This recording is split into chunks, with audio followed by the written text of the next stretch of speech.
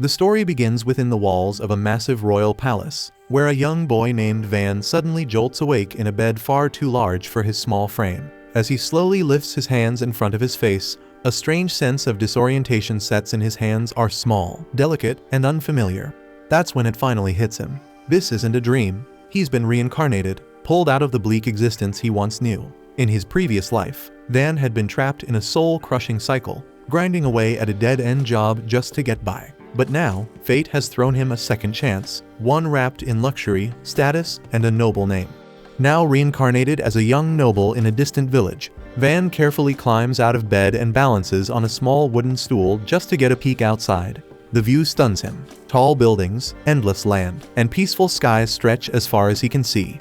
But before he can soak it all in, his maid Till bursts in, panicking at the sight of him standing up so high.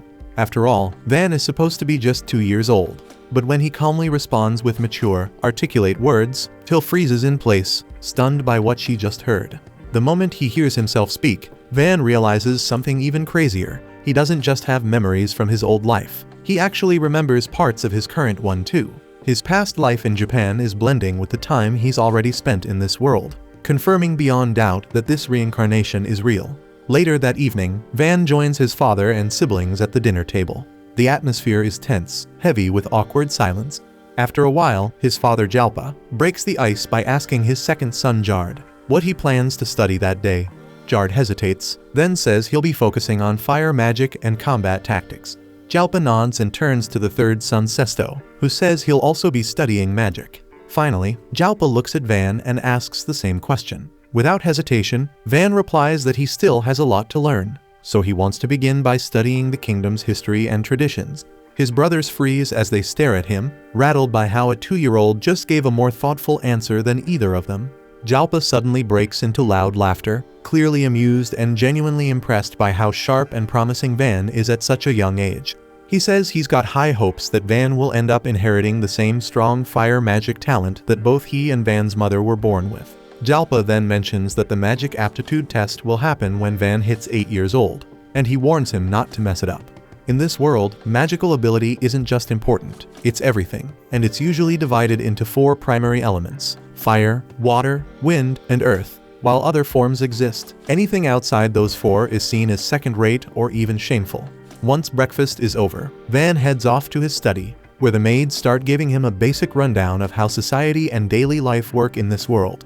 Just as they're finishing up, the head butler Esparta strides into the room and slams a thick stack of books onto Van's desk. Esparta is no ordinary servant. He's a veteran butler who's been working under Van's father for many years. Despite that, Van still finds him terrifying. Esparta then tells Van he's already aware that he's begun learning to read and do some basic math, so he bluntly asks how far he's gotten. Van admits he's still struggling with reading, and in terms of math, he can only handle simple addition and subtraction. But Esparta knows the kid's got more potential than that, so without asking, he decides to take over as Van's personal instructor. And from that day on, Van's life turns into a nightmare. The lessons are brutal, long hours, no breaks, no excuses. Still, those intense sessions pay off, as just within a few weeks, Van manages to read and write with ease. After grinding non-stop for 2 solid years, Van finally hits his 4th birthday and begins his sword training. At the start, he's completely hopeless. He keeps getting beaten, even by the maid during sparring practice. Still, he doesn't back down and shows up for training day after day without fail. And by the time he turns 5, all that hard work begins to show. He starts facing off against older boys, ones already in training to become soldiers, and can hold his own against them. Van realizes their moves are sloppy and easy to predict, so he beats them over and over again with little effort. The other kids are stunned by how good he is and start wondering if he's some kind of prodigy. What really sets him apart, though, is that unlike his snobbish older brothers, Van actually talks to the commoner kids and treats them like equals, forming genuine friendships instead of acting like he's above them. Soon afterward, Van takes a moment to catch his breath and grabs a glass of water. Just then, the Deputy Knight Commander, D, steps into the room and politely asks to see Van's hands. As he carefully inspects them, D's expression tightens because there are no calluses, no bruises, so it's clear Van hasn't been wielding a sword for very long. Van confirms it, explaining that his time has mostly been swallowed up by endless studying. Dee tells him straight up that Esparta has been pushing him nearly 3 times harder than usual when it comes to academics. So Dee offers to speak with Esparta and suggest a better balance. Less time buried in books, more time on combat. After all, life isn't just about study. Then, with a confident smile, Dee swears that if Van gets the extra time, he'll personally shape him into a master swordsman. Van, however, politely declines the offer, saying he's confident he can handle both. Dee nods, impressed by his determination, and suggests that in that case, he'll become Van's official instructor to ensure his training stays sharp and focused. But training under Dee quickly spirals into another kind of torment. His drills are brutal, relentless, and leave no room for rest. But even so, Van pushes through, and deep down, he knows the truth. Despite all the exhaustion, every day in this new life has felt more rewarding than anything he experienced before. For the first time ever, he feels like he's actually living. And with that, Van silently promises himself that he's going to make this second chance count and enjoy every bit of it. 1 year afterward, Van turned 6. And by now, the constant cycle of back-to-back training and studying starts to wear on him. He begins to feel burned out, realizing that if things go on like this, he'll never experience the fun life he once dreamed of. So he makes a decision to start living like a normal child and carve out time to enjoy himself. Not long after, he tells one of the maids he wants to go outside and play. She takes him to the town market, and Van is blown away by the chaos and energy. The crowds, the chatter, the colorful goods on display everywhere. As they walk, his eyes lock onto a massive building towering above the stalls, the Merry Chamber of Commerce. He stares at it in awe, but before he can admire it too long, something unsettling happens. A child bound in shackles is being dragged through the crowd. Horrified, Van immediately asks the man what's going on. The man coldly replies that he's selling his own son into slavery, and since the boy belongs to him, he has every right to do as he pleases. The maid quietly explains that in poor families, this happens often. When they can't afford to raise their children, they sell them off to survive, and it's a heartbreaking reality of this world. Van admits it's painful to witness, but deep down, he also feels helpless because he knows there's little he can do to stop it. Just then, a lady named Rosalie stepped forward and politely greeted Van, saying it was a privilege to be at his service. Van turned to her and asked how much the man would be paid for selling his kid. Rosalie explained that the price varies based on the child's magical aptitude, and upon hearing that the boy possessed a thieving attribute, which was ranked among the lowest, she stated that he'd be worth no more than 3 silver coins. Enraged by this, the man lost it and began furiously kicking his shiny son, shouting at him for being damn useless. He then grabbed the boy by the arm and stormed off, saying they were going to try a different place. But before he could get far, Van stepped in and blocked his path, calmly stating that he would buy the boy for 5 silver coins. Without a second thought, the man accepted the deal, snatched the coins, and walked off without so much as a glance back. Van crouched down in front of the boy and introduced himself. The boy quietly replied, saying his name was Kamzin. Van then told him that he was free to go wherever he pleased. He never had any intention of keeping him. He just bought him so he could release him. But after learning that Kamzin had no place to return to, Van suggested he stay with him instead. One of the guards nearby voiced concern, warning Van that the Marquess might disapprove of him bringing a random boy into the estate. But if Kamzin were officially registered as Van's slave, then no one could object. Van turned to Kamzin and asked if that arrangement was all right with him, and Kamzin nodded. From that point on, Kamzin became Van's slave in name. Rosalie then reminded them that before finalizing anything, they had to complete the slave binding ritual. Both Van and Kamzin reached their hands out at the same time, and following Rosalie's directions, the contract was forged, and a faint glowing crest appeared on the back of Kamzin's hand. That symbol would remain there permanently as proof of their contract, for as long as it stayed in effect. Once it was done, Van brought Kamzin with him into the Chamber of Commerce to get him properly dressed and out of the ragged, grimy clothes of a street-bound slave. A few days later, back inside the royal estate, Van was about to enjoy a rare moment of calm and treat himself to a cookie. Just as he raised it to his mouth, Kamzin entered the room to report that Dee had shown up for training. Van instantly froze, and without even blinking, he handed the damn cookie to Kamzin as a bribe and told him to go outside and let Dee know he wasn't available, because the thought of facing another one of Dee's ruthless training sessions was unbearable. Kamzin nods and goes outside to deliver the message, which makes Dee look visibly disappointed. But since he's already here and eager to train someone, he grabs Kamzin and decides to start drilling him instead. 2 more years slip by, and Van finally hits his 8th birthday, the age when every noble child is tested for magical aptitude. Word of his upcoming test spreads like wildfire, sparking curiosity across the entire region. Nobles, servants, guards, and even common traders buzz with anticipation. Everyone expects great things from Van, especially with both of his parents being exceptional fire mages. His father Jalpa is especially confident. He's certain Van will inherit at least a fire affinity. But on the day of the test, the entire hall is stunned into silence. Against every expectation, Van shows no affinity for fire, water, wind, or earth. Instead, his only magical aptitude is for production magic, an ability ranked as the absolute lowest, widely mocked and dismissed as the most worthless form of magic there is. The room goes cold, and Jalpa's face twists with rage as the weight of disappointment crashes down. Without warning, he unsheathes his blade and charges forward, ready to strike Van down then and there. Frozen in place, Van can't speak, can't run, and his mind goes completely blank. But just before the blade falls, Mersha, the eldest son, steps in front of him and blocks the attack. Rather than let blood be spilled, Mersha suggests a different path. He suggests assigning Van to manage a remote village that recently came under their control. Mersha explains that the village is isolated and underdeveloped, and its people haven't yet sworn loyalty to the family, and by sending Van as its new lord, they could stabilize the region while keeping him out of the way. Jalpa pauses, then slowly lowers his sword as the idea sinks in. After a tense moment, he nods in agreement, saying the suggestion is reasonable. Without even looking at Van, he declares that from now on, Van will govern that land. Then he turns his back and orders Van to pack up and leave immediately, stating coldly that someone so useless has no place under his roof. Once Jalpa leaves, Mersha bows deeply and apologizes for making such a shameful suggestion. But Van stops him, saying there's no need for apologies because if Mersha hadn't stepped in, he'd be dead right now. The following morning, Van gathers his things and gets ready to head out to the remote village. But to his own surprise, he feels excited. He imagines it'll be a quiet place with little responsibility, where he might finally enjoy the peaceful, easy life he's always dreamed of. But that illusion gets crushed fast when Dee and Esparta announce they're coming along to continue his training and studies. Van lets out a long, exhausted sigh, already picturing the nightmare ahead. And as if that weren't enough, his favorite maid insists on tagging along too, saying she refuses to be separated from him. With everything packed and ready, Van climbs into the carriage and sets off toward a new chapter, still holding on to a tiny shred of hope that he'll finally catch a break and have a little fun. While the carriage rolls gently through the quiet forest, Van leans back and decides to fiddle with some production magic to pass the time.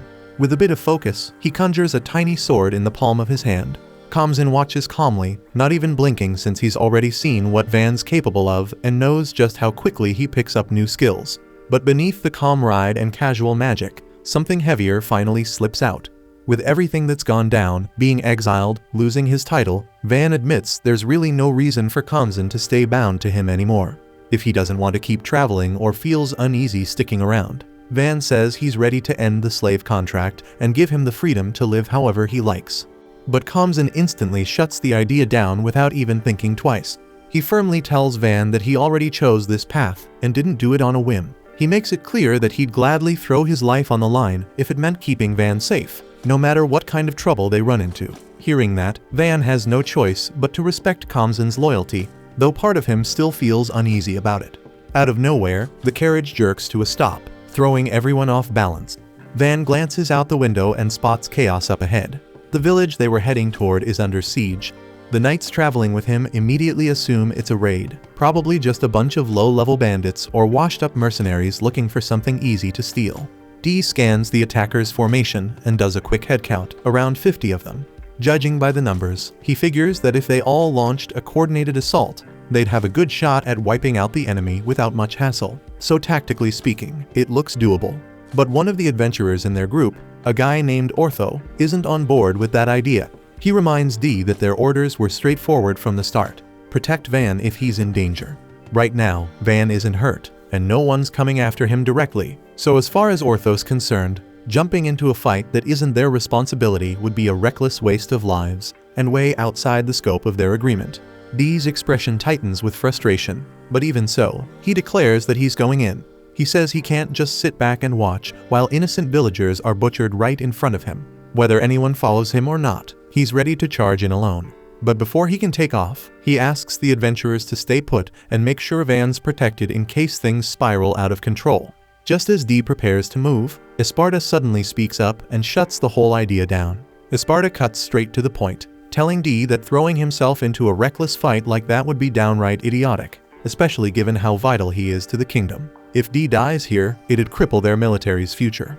As a renowned and highly capable elemental mage, Esparta lays out a smarter approach. He suggests building a powerful defensive barrier around their position to keep Van secure, while the adventurers provide ranged cover from behind the shield to chip away at the attackers. Once the enemy's focus shifts entirely to their front, Dee and the knights would break off and hit them with a surprise assault from the right flank. Esparta is confident that, if they pull it off properly, it'll lead to a clean victory. But Van quickly catches what this plan actually means. For the enemy to focus on one spot, someone would need to stay out in the open as bait. That someone is Esparta himself, and Esparta confirms Van's suspicion, explaining that unless he takes on that role, Dee and the others would be dragged into a straight-up brawl and probably won't make it out alive. Hearing that, Van fully grasps the weight of what Esparta is putting on the line. If something goes wrong, Esparta would be the one paying the price with his life, and losing both the kingdom's top strategist and its strongest warrior in one battle would be a devastating loss, one that the land might never recover from. With that in mind, Van steps forward and insists on taking the decoy role himself. Tilly instantly rejects the idea the second it leaves his mouth, stating flat out that she'd rather take the risk than let Van put himself in the line of fire. Commson agrees without hesitation, standing tall beside Van. But even with their protests, Van gently tells them both that he values them far too much, and that's exactly why he can't allow either of them to take that risk for his sake. Van lays out his own plan. Next, he'll ride straight into the enemy lines using the carriage as bait, drawing their full attention while the others hit them from long range and both sides. As he turns to walk away, he reminds them that he didn't spend years training with a sword for nothing, and he's confident he can handle himself in a direct fight. Still, somewhere deep inside, he quietly accepts that if this really is where his story ends, he'd be at peace with it, so long as it's for something worth dying for. Ortho stares after him, stunned by the sheer recklessness of the idea. Hearing those words takes him back to his days at the guild, the day he first received the mission to guard Van. At the time, he absolutely despised the idea. To him, all nobles were arrogant scum not worth lifting a blade for. But since he planned on operating in the Fertio March anyway, he took the job. What he didn't expect was Van himself. He still remembers the young noble walking up to him, bowing with sincerity, and thanking him from the bottom of his heart. No arrogance, no airs, just honest gratitude. Van had even gone out of his way to praise Ortho's skills, treating him not like a servant, but like an equal. It was the first time Ortho realized that maybe not all nobles were rotten. Snapping back to the present, Ortho moves in front of Van and refuses flat out. He says there's no way in hell they're letting some kid throw himself into danger like that. Dee and Esparta step up right after, siding with Ortho without hesitation. With that, the original plan gets tossed out. Esparta takes charge and quickly draws up a new strategy. He'll summon a defensive wall around their group, shielding Van. Behind it, the adventurers will rain down long-range attacks to thin the enemy ranks. At the same time, Dee and his knights will strike from the left, while Ortho leads a second charge from the right. They waste no time, and Esparta slams his staff to the ground and erects a massive magical barrier. From behind it, arrows and spells start flying, taking out a wave of bandits before they even realize what hit them. Chaos erupts as the rest scramble to respond, just in time to see Dee and his squad slice through their front lines like butter. But right in the middle of the mess, the bandit leader breaks through the formation and charges past the wall, heading straight for Pluriel. But just as his weapon swings down, Van jumps in, intercepting him at the last second. His blade flashes, slicing through the man's Achilles tendon and sending him crashing to the ground in agony. And before the thug can even cry out, Commson follows up with a crushing blow that finishes him off for good. Soon after the fighting ends, the last of the bandits are rounded up and tied down, completely neutralizing the threat to the village. With the danger behind them and the mission technically complete, some of the adventurers decide it's time to move on, eager to take on new jobs elsewhere. But Ortho lingers, clearly impressed, not just by Van's swordplay, but by how calmly and decisively he led the group during the battle. That spark of curiosity grows into admiration, and Ortho decides to stick around a bit longer, offering his support to Van directly. His party members agree without hesitation, choosing to stay and lend their strength as well. Once things settle, Van steps up to formally introduce himself to the village as their new lord. He addresses the village chief, a man named Rhonda, and thanks him for allowing them to help. Rhonda, still shaken but grateful, expresses his heartfelt thanks to Van for saving their lives. He then shares something troubling. It turns out this wasn't the first time their village had been attacked. In fact, this year alone, it's happened more than once. According to Rhonda, things were far safer when their village was still under Ferdinando County. Back then, the area was patrolled by knights who acted as a strong deterrent against bandits. But now, those patrols are long gone, and with them, the village's only real line of defense. Van lowers his head and apologizes to Rhonda and the others for the state they've been left in. He explains that this situation likely arose because the current Marquis has no idea what conditions are like in these smaller, out-of-the-way villages. But now that Van has been appointed as their new lord, he swears not to turn a blind eye to their struggles. He goes on to outline 3 possible paths they can take to secure their future. The first is to produce something valuable enough that the kingdom itself wouldn't dare ignore them. The second is to raise enough money to hire mercenaries for protection. And the third is to focus on building the village up from within, strengthening their infrastructure and community to stand strong on their own. But before the villagers can react, a young girl in the crowd speaks up. She says they've already considered those options in the past. While they sound promising, she explains, the reality is much harsher. They've found that putting such plans into action is far more difficult than it sounds. Van does his best to rally their spirits, promising that things will be different now that he's here. He assures them that he won't just talk about change, he'll make it happen. Still, his words alone don't seem to sway the villagers, many of whom remain unsure. Sensing their doubt, Esparta and Dee step forward. Standing tall, they formally introduce themselves, Dee as the kingdom's chief commander, and Esparta as the royal head butler. With firm voices, they back Van's declaration and promise the villagers that this isn't some empty gesture. They assure Rhonda and the others that with them here, there's no reason to fear anything. Hearing the support of Dee and Esparta lifts the villagers' spirits right away. But it doesn't take long before another concern surfaces. One of them steps forward and hesitantly asks what will be done about taxes, explaining how hard it's been just to survive while giving up 30% of their harvest every season. Without skipping a beat, Van answers that starting immediately, the tax rate will be lowered to just 10%. He calmly explains that ensuring a safe, livable environment comes first. Everything else can wait. The villagers go silent, stunned by the sudden generosity. A cut that deep, to less than a third of what they used to pay, is something they never imagined possible. Gratitude quickly spreads among the crowd, and for the first time in a while, their hope feels real. As for the village safety, Esparta wastes no time and conjures a thick, reinforced stone wall that surrounds the entire settlement, standing tall as a bulwark against any future attacks. Then he mentions that adding a moat would strengthen their defenses even further. Dee and the knights step in right after, volunteering to dig it out themselves. Van turns back to the villagers and tells them clearly that if they're willing to work together, he's confident they can transform this place into something far greater than it's ever been. Once things calm down, Van decides to test his production magic again. After a bit of focus, he crafts several wooden-looking blocks, but they're far from ordinary. These are made of nanofibers, a rare and ridiculously tough material. When Ortho tries slamming one with his sword, the blade bounces off without even leaving a scratch. Encouraged by the result, Van spends the rest of the day crafting weapons, each one as polished and precise as a royal armory piece. Watching him work, Tilly starts to worry he might burn himself out. But Van just smiles and assures her he's fine. He remembers reading that production magic usually eats through mana like crazy, and most people struggle to make even a single object without passing out, so clearly, Van's built a talent for it. As a finishing touch, he crafts a beautiful sword and offers it to Kamzan, who accepts it with both hands, promising to cherish it for the rest of his life. Tilly gets jealous, so Van hands her an axe, but one glance at her face makes it obvious she's not thrilled. That night, Van rests by the campfire, but his whole body aches from sleeping rough. Glancing at Tilly and Kamzan as they sleep, he can tell they've been putting on a brave face, but they're exhausted too. That's when he makes up his mind. It's time to build a real home. The following morning, Van gets to work. Using the nanoblocks, he and the others begin laying out the foundation. When Chief Rhonda passes by and sees the progress, he remarks that it's shaping up to be the perfect location for the Lord's mansion, and hearing that makes Van's heart swell with pride. He takes a moment to analyze the structure with his magic, carefully measuring the layout and scanning each block down to the last inch. Once everything feels right, Van activates his magic in full. In the blink of an eye, the entire structure assembles itself in front of their eyes, a fully built mansion rising from the ground like a miracle. Everyone stares in wide-eyed silence, unable to process what they just witnessed. Van glances up at the massive building, scratching his head a little, thinking that maybe he went just a little overboard.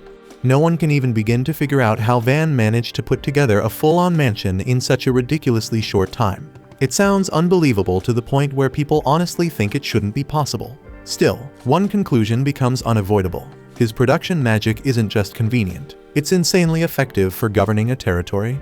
Compared to that, flashy elemental spells start to feel almost pointless. Van admits it's an impressive talent, but deep down, he still believes real security comes from offensive power. To him, people feel safe when their ruler has the strength to stand on the front lines and wipe out any threat. But his friends shut that down real quick. Then Esparta points out that while that might be true during times of war, what people really want is a lord who will improve their day-to-day lives. And in that sense, he says no one fits the role better than Van. What Van just pulled off was nothing short of miraculous, and Ortho straight up says that his powers are way beyond anything a normal production magic user could ever dream of. But Van isn't stopping there. He says if they bring him enough lumber, he can build houses for everyone. The others are floored, and Ortho and Dee immediately order their men to start hauling in materials. The villagers, of course, are all in. Their homes are falling apart anyway, and Van quickly realizes he may have just volunteered himself for a massive workload. Still, seeing the conditions they're living in, he makes up his mind to transform the entire village from the ground up. He agrees to build a home for every single family, and the celebration kicks off right away. Van gets to work, cranking out house after house, and people can't believe how much mana he's burning through like it's nothing. Even more impressive is his knowledge of urban planning. He explains the grid layout he's using, with each unit made of 4 houses and wide roads running between each block. It's efficient, clean, and organized. Van says these wooden homes will do for now, but once they have a steady supply of stone, he'll upgrade them all to suit each family's needs. And because he wanted to enjoy a proper bath himself, he went ahead and built a bathhouse next to his mansion, keeping the design simple while Pluriel helped out by filling the tub with water magic. Later, after taking a bath, Van finally gets to crash in a proper bed, clean and satisfied. The following day, Van finds out the knights managed to dig a trench around the entire village. He's impressed, but notes that filling it with water would make it even better, a full moat for defense. Plus, they'll need a proper water source for drinking and bathing, and that locks in their next goal. Without missing a beat, Van says it's time to secure a water source. Thanks to Esparta's insane strength, they're able to divert water from a nearby river in no time. He digs a solid few meters of trench instantly, while Dee and the rest help extend it by hand. Van followed close behind, reinforcing the bottom and sides of the canal to make sure it wouldn't collapse. The distance between the river and the village was no joke, until he couldn't help but point out how massive a job this really was. Still, Van just shrugs it off because people need water, plain and simple. It's grueling work, but there's something uplifting about seeing everyone come together and push for the same goal. Besides, once the infrastructure is solid and life in the village becomes more stable, it'll be way easier for merchants to stop by. And for Van, that's crucial because if trade picks up, he might finally get to enjoy the slow, peaceful lifestyle he's been dreaming of. He estimates the canal work will take about a week, but then one of the workers casually mentions they can already see the village from where they're digging. That completely catches Van off guard, so he calls it a day right then, thinking the crew could use some rest. But Dee is still raring to go. He insists they could hit the village in just a few more hours if they keep pushing. But Van notices how drained the others are and tells Dee to chill. No sense in knocking everyone out cold. Dee admits this whole thing feels like a new form of training, but even he realizes they shouldn't push past their limits. By the next morning, Van proudly announces that the canal is officially done. He gathers everyone together, thanks them for their hard work, and gives Esparta the signal to open the water gate. A rush of clean river water flows in, and the villagers look on in awe. The moat is now fully operational, surrounding the village and adding a serious layer of defense. Van can't help but worry that it might overflow during heavy rain, so he floats the idea of building a lake behind the village to handle the excess. Esparta actually thinks it's a great idea. A lake could double as a reservoir for dry seasons too. Van jumps on it immediately, getting to work and creating a proper water source that shocks the entire village. Just like that, a place that used to have no water system now has a freaking lake. Thanks to Van, the villagers no longer need to hike out to the river every day just to fill their buckets. The village chief tries to thank him, but Van waves it off. He's just happy that life is finally starting to feel manageable for everyone here. Later that night, we shift scenes to a girl named Lady Art, traveling alongside someone called Panamera. They're making their way toward a distant frontier village, and while the journey's still far from over, Panamera suggests that Art should get some rest before they continue. The following morning, Van wraps up construction on a massive defensive wall known as the rampart. What used to be nothing more than a plain dirt barrier has now transformed into a seriously solid structure. With a wide enough top to allow patrolling, the guards can now walk across it like it's a fortress wall. Everyone's buzzing with excitement because this thing is no joke. It's so sturdy that even if bandits show up, the villagers won't have to lose sleep over it. But Van is not content just yet. He wants to push it even further and make the village feel completely untouchable. Van then experiments with crafting simple crossbows, or at least that's what he calls them. But when he's done, nobody can believe what they're seeing. These things are anything but basic. They're clean, powerful, and even come equipped with shields on the front, letting guards shoot while staying safely behind cover. The moment they see these, everyone realizes just how insane Van's production magic really is. Their village may be tiny, but it's starting to resemble a fully fortified city. Everyone's in full agreement that some random bandit gang wouldn't stand a chance no matter how bold they get. D even jokes that if the king had half a clue about what Van was capable of, he wouldn't have kicked him out to this backwater place. He would have put him in charge of the entire family. The king may have dismissed him as weak, but one glance at the changes in this village makes it obvious Van's strength isn't just practical, it's battle-ready. D insists that Van might be stronger than anyone they've ever seen, while Esparta argues his real talent lies in defense. The two start bickering, but Van steps in and calms them down. He reminds them there's no point in complaining about how things turned out. They've got what they've got, so they'd better make it work and stand tall. Right then, Van's stomach growls like it's declaring war, so Tilly heads off to cook something for the crew. But it's a struggle because supplies are running low. Esparta mentions that while defense is great and all, they need to figure out a steady income source for the village. Right now, they're cut off from the world aside from a couple of merchants who show up once a month. Van brushes it off at first, thinking their crops can handle the village's needs. But then Esparta mentions something critical. They don't have the ingredients to make Van's favorite sweet baked treats. That gets his attention fast because the idea of living without those sweets is basically a nightmare. So Van instantly does a 180 and declares that it's time to come up with a solid product the village can sell. Kamzan then suggests selling the wood blocks that Van crafts with his magic, but Van instantly shuts that idea down. No one else can manipulate them the way he can, so it wouldn't work. One by one, the others pitch in their ideas, but Van can already tell that finding something unique and valuable enough to market as this village specialty won't be easy. Afterward, Van finds out that Tilly and Kamzan have been avoiding using their weapons. Since they were gifts from him, neither of them wants to risk damaging them. But Van reminds them that the whole point of having weapons is to know how to fight with them, so they've got to get some practice in. Zara tells him not to stress and shows them the shield made from the Orc Knight. It's both tough and flexible, so it won't mess up their weapons too badly, even when he blocks. Kamzan steps up first, and his swing has no power behind it at all. Yet somehow, the shield gets knocked to the ground, sliced clean in two. Everyone just stares because a hit with zero force shouldn't do that kind of damage. And the fact that a wooden sword could do that kind of damage with a half-hearted swing stuns everyone, Van included. Van patches up the shield, and not long after, Ortho shows up to see what the fuss is about. He's carrying some ores they recently mined and wants to know if Van is interested in buying them. Ortho explains that the woods around the nearby mountains are crawling with dangerous monsters, which is why most folks avoid the area. But since no one's been mining there, the place is rich with untouched resources. They came back with iron, copper, silver, and even a little gold. But what really catches Van off guard is when Ortho says they found mithril ore. If that's just from the foothills, then the deeper mountain range must be packed with valuable materials.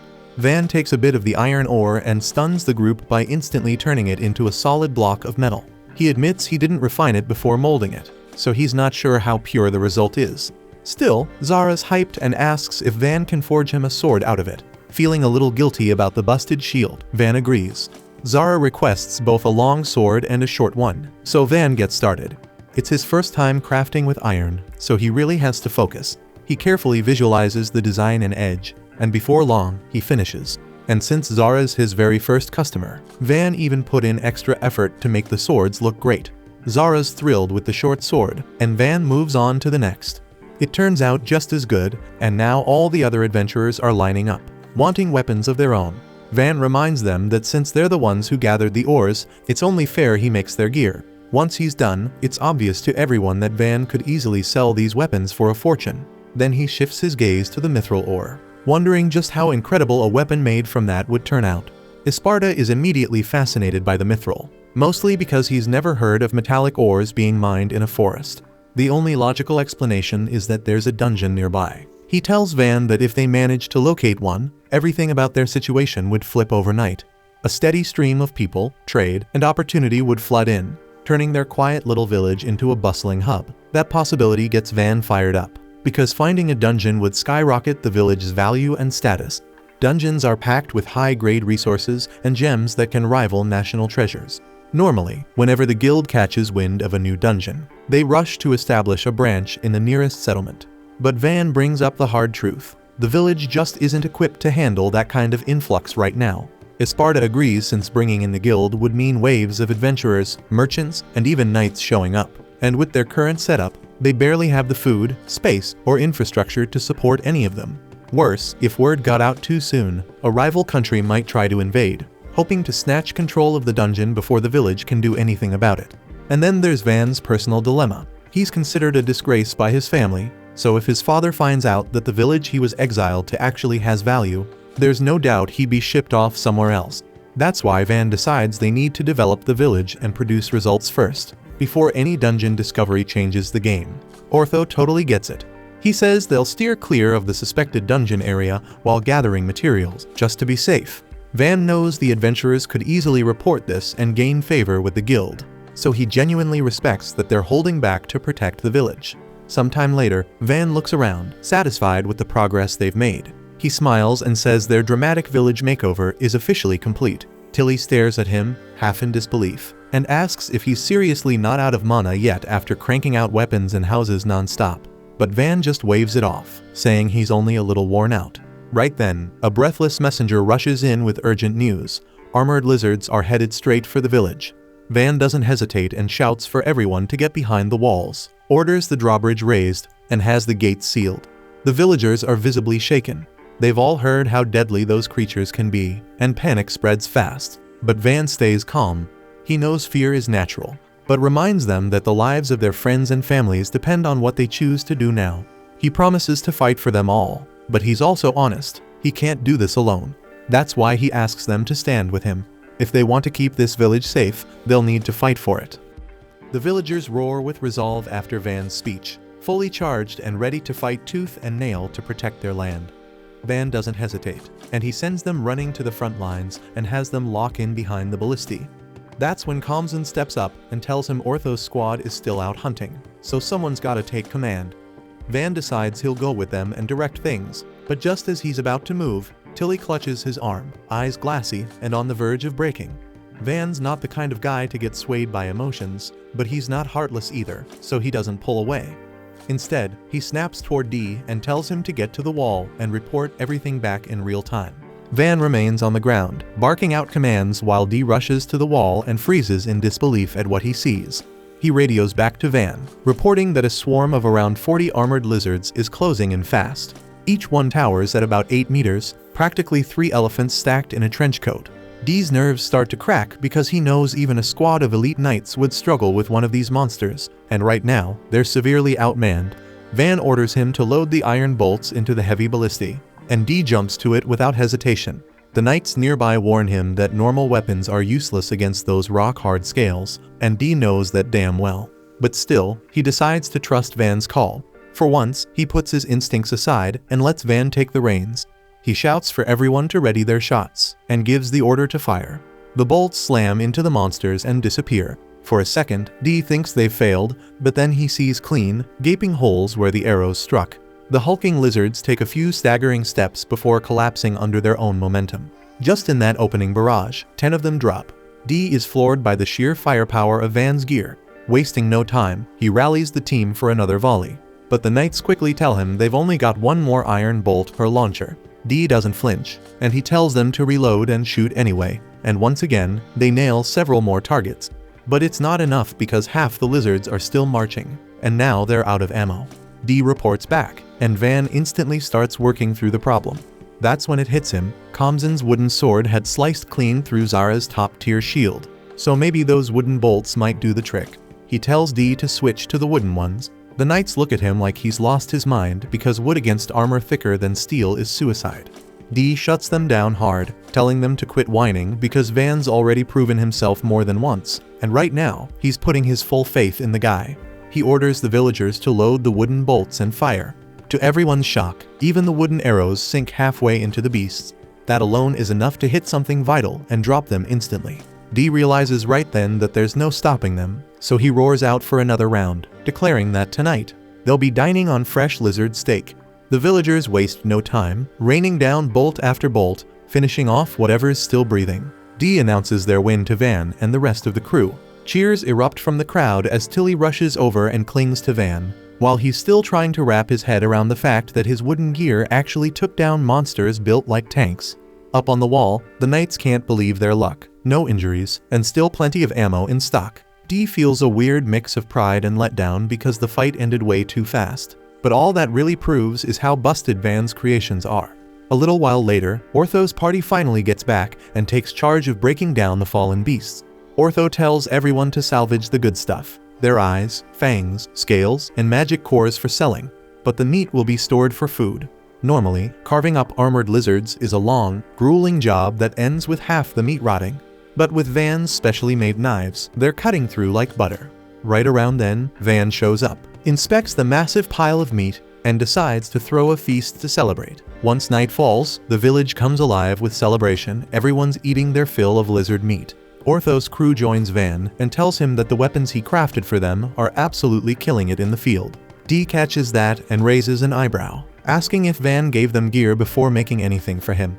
Ortho's guys start flexing their swords like proud kids on Christmas morning. Dee, not hiding his jealousy, begs Van to make him a sword too, and says he'll literally write him a blank check. The other knights quickly jump in, wanting their own weapons as well. Van, a little flustered, tells them he can't take their money and he's kind of swamped right now. But he promises to hook them up with new equipment once things settle down in the village, and the knights are more than happy with that. Afterward, Ortho gives Van the breakdown that normally each armored lizard goes for about 20 gold coins, but since a chunk of the meat always rots, they'll get closer to 8 coins apiece. Even then, that's a fat stack of cash. Van starts sweating at the thought of managing all that gold because it's more than he's ever dealt with in his life. Esparta hits him with a gut punch. Apparently, once a village earns more than 100 gold coins, they're legally bound to cough up half of it to the marquis in taxes. Van feels like he just got rug pulled in some shady crypto scheme and immediately asks if there's a loophole they can abuse to dodge the taxman. Esparta shuts him down, saying there's no way to hide that much monster loot, and Van slumps, already imagining his father catching wind of the village's value and shipping him off to some forgotten corner of the map. But just then, Esparta sparks up with an idea. What if they just report to Mercia instead of Jalpa? Van catches on fast that if they hand over the credit for the armored lizard massacre to his older brother, they can keep flying under the radar and stick around here a little longer. The very next day, a pair of merchants roll into the village, and the second they lay eyes on the towering fortress walls, they start arguing over who messed up the map and sent them off track. That's when Van casually steps onto the gate and welcomes them like a proper lord. The two merchants freeze, completely stunned. They recognize Van instantly, the prodigy son of the Marquis, and are baffled as hell to find him holed up in the middle of nowhere. They introduce themselves as Belle and Rango from the Merry Chamber of Commerce, and Van opens the gates to let them in. Once they reach the warehouse and catch sight of the piles of armored lizard materials, their jaws just about hit the ground. They can't wrap their heads around how this tiny village bagged so many monsters. But Van cuts to the chase and asks if they're interested in buying the goods. Without missing a beat, the merchants say yes, but they'll need a month to bring a crew to appraise and transport the haul. Van's cool with that and even tells them to take some meat on the house since it'll spoil anyway. He then walks them over to a stash of weapons up for grabs, and the quality hits them like a truck. They immediately agree to his price, no haggling, no questions. Van just tells them to spread the word. That's when the brothers start hesitating, clearly thinking they can keep the place under wraps and make a killing by cornering the sword market. Van sees right through them and tells them straight that trying to keep it secret won't work. People will figure it out the moment they track the merchant's travel route. The brothers blink in shock, and Van throws them a better pitch. If they really want to rake in cash, they should open up shop right here in the village. The brothers jump at the offer without a second thought, bowing deeply in front of Van to show their thanks. But before they can even process what's happening, Van casually tells them to start building their shop immediately. Then, with a smug grin, he snaps his fingers and conjures the exact store they'd always dreamed of owning. He pats them on the back and says he's looking forward to doing some solid business together. Not long after, Van gets a surprise visit from two unexpected guests. One is a noble girl around his age, and the other is a total warrior queen of a knight, standing guard beside her. The Night Lady instantly starts judging everything and makes it clear she's here to figure out if Van's really a prodigy or just another overhyped fraud. At the same time, Van's dealing with a whole different headache. Esparta just handed him an assignment to design a city fit for 10,000 people. With the way the village is growing, it won't be long before they're running a full-blown metropolis. Esparta asks what kind of fortress Van has in mind, noting that square-shaped layouts are the standard. But Van's never been one to do things by the book. He says he wants a star-shaped fortress instead. That way, invaders will be forced to waste time trying to hit multiple defensive points scattered across the structure. Esparta actually likes the concept and jumps in to help with the planning. But then their brainstorm gets cut short. The redhead knight storms into the room and announces that someone from Ferdinando County is requesting a meeting. Van gives the okay, and sure enough, it's the same noble girl and the Night Lady from before. He welcomes them properly, and the knight steps forward to introduce herself as Panamera, a former knight who earned the title of Viscountess through pure grit. The girl quietly introduces herself as Art, the youngest daughter of Count Ferdinando, and Van politely offers them seats. Panamera dives straight into business and asks Van if he knows why they're here. He guesses they came to evaluate him, and if they find him useful or dangerous, they'll try to bring him over to their side. She laughs out loud, impressed he hit the nail on the head. She explains that Count Ferdinando suspects Mark Jalpa sent his star child here to claim new territory. But she personally believes it's the opposite, that Van was dumped here because he doesn't have any elemental magic. Van decides to be honest. He admits that yeah, he's got no elemental powers, and no, he's not leading some invasion. He was flat out exiled by his own father. But Panamera raises an eyebrow. After all, no powerless exile could have developed this place so quickly. She says it looks like he showed up with 5,000 soldiers and turned the village into a mini-military outpost. Van bursts into laughter, then apologizes and tells her the truth. He was kicked out of the family with just his bags and a good luck, and not a single person came to say goodbye. Panamera glances around and sarcastically asks if she's hallucinating the butler and knight commander in the corner. Dee answers first, explaining he chose to train Van on his own and has been ignoring orders to return to the capital. Esparta follows up, saying he's retired now and is teaching Van just for fun. Then Tilly chimes in, saying she'll serve Van forever because he treats everyone with respect, no matter their background.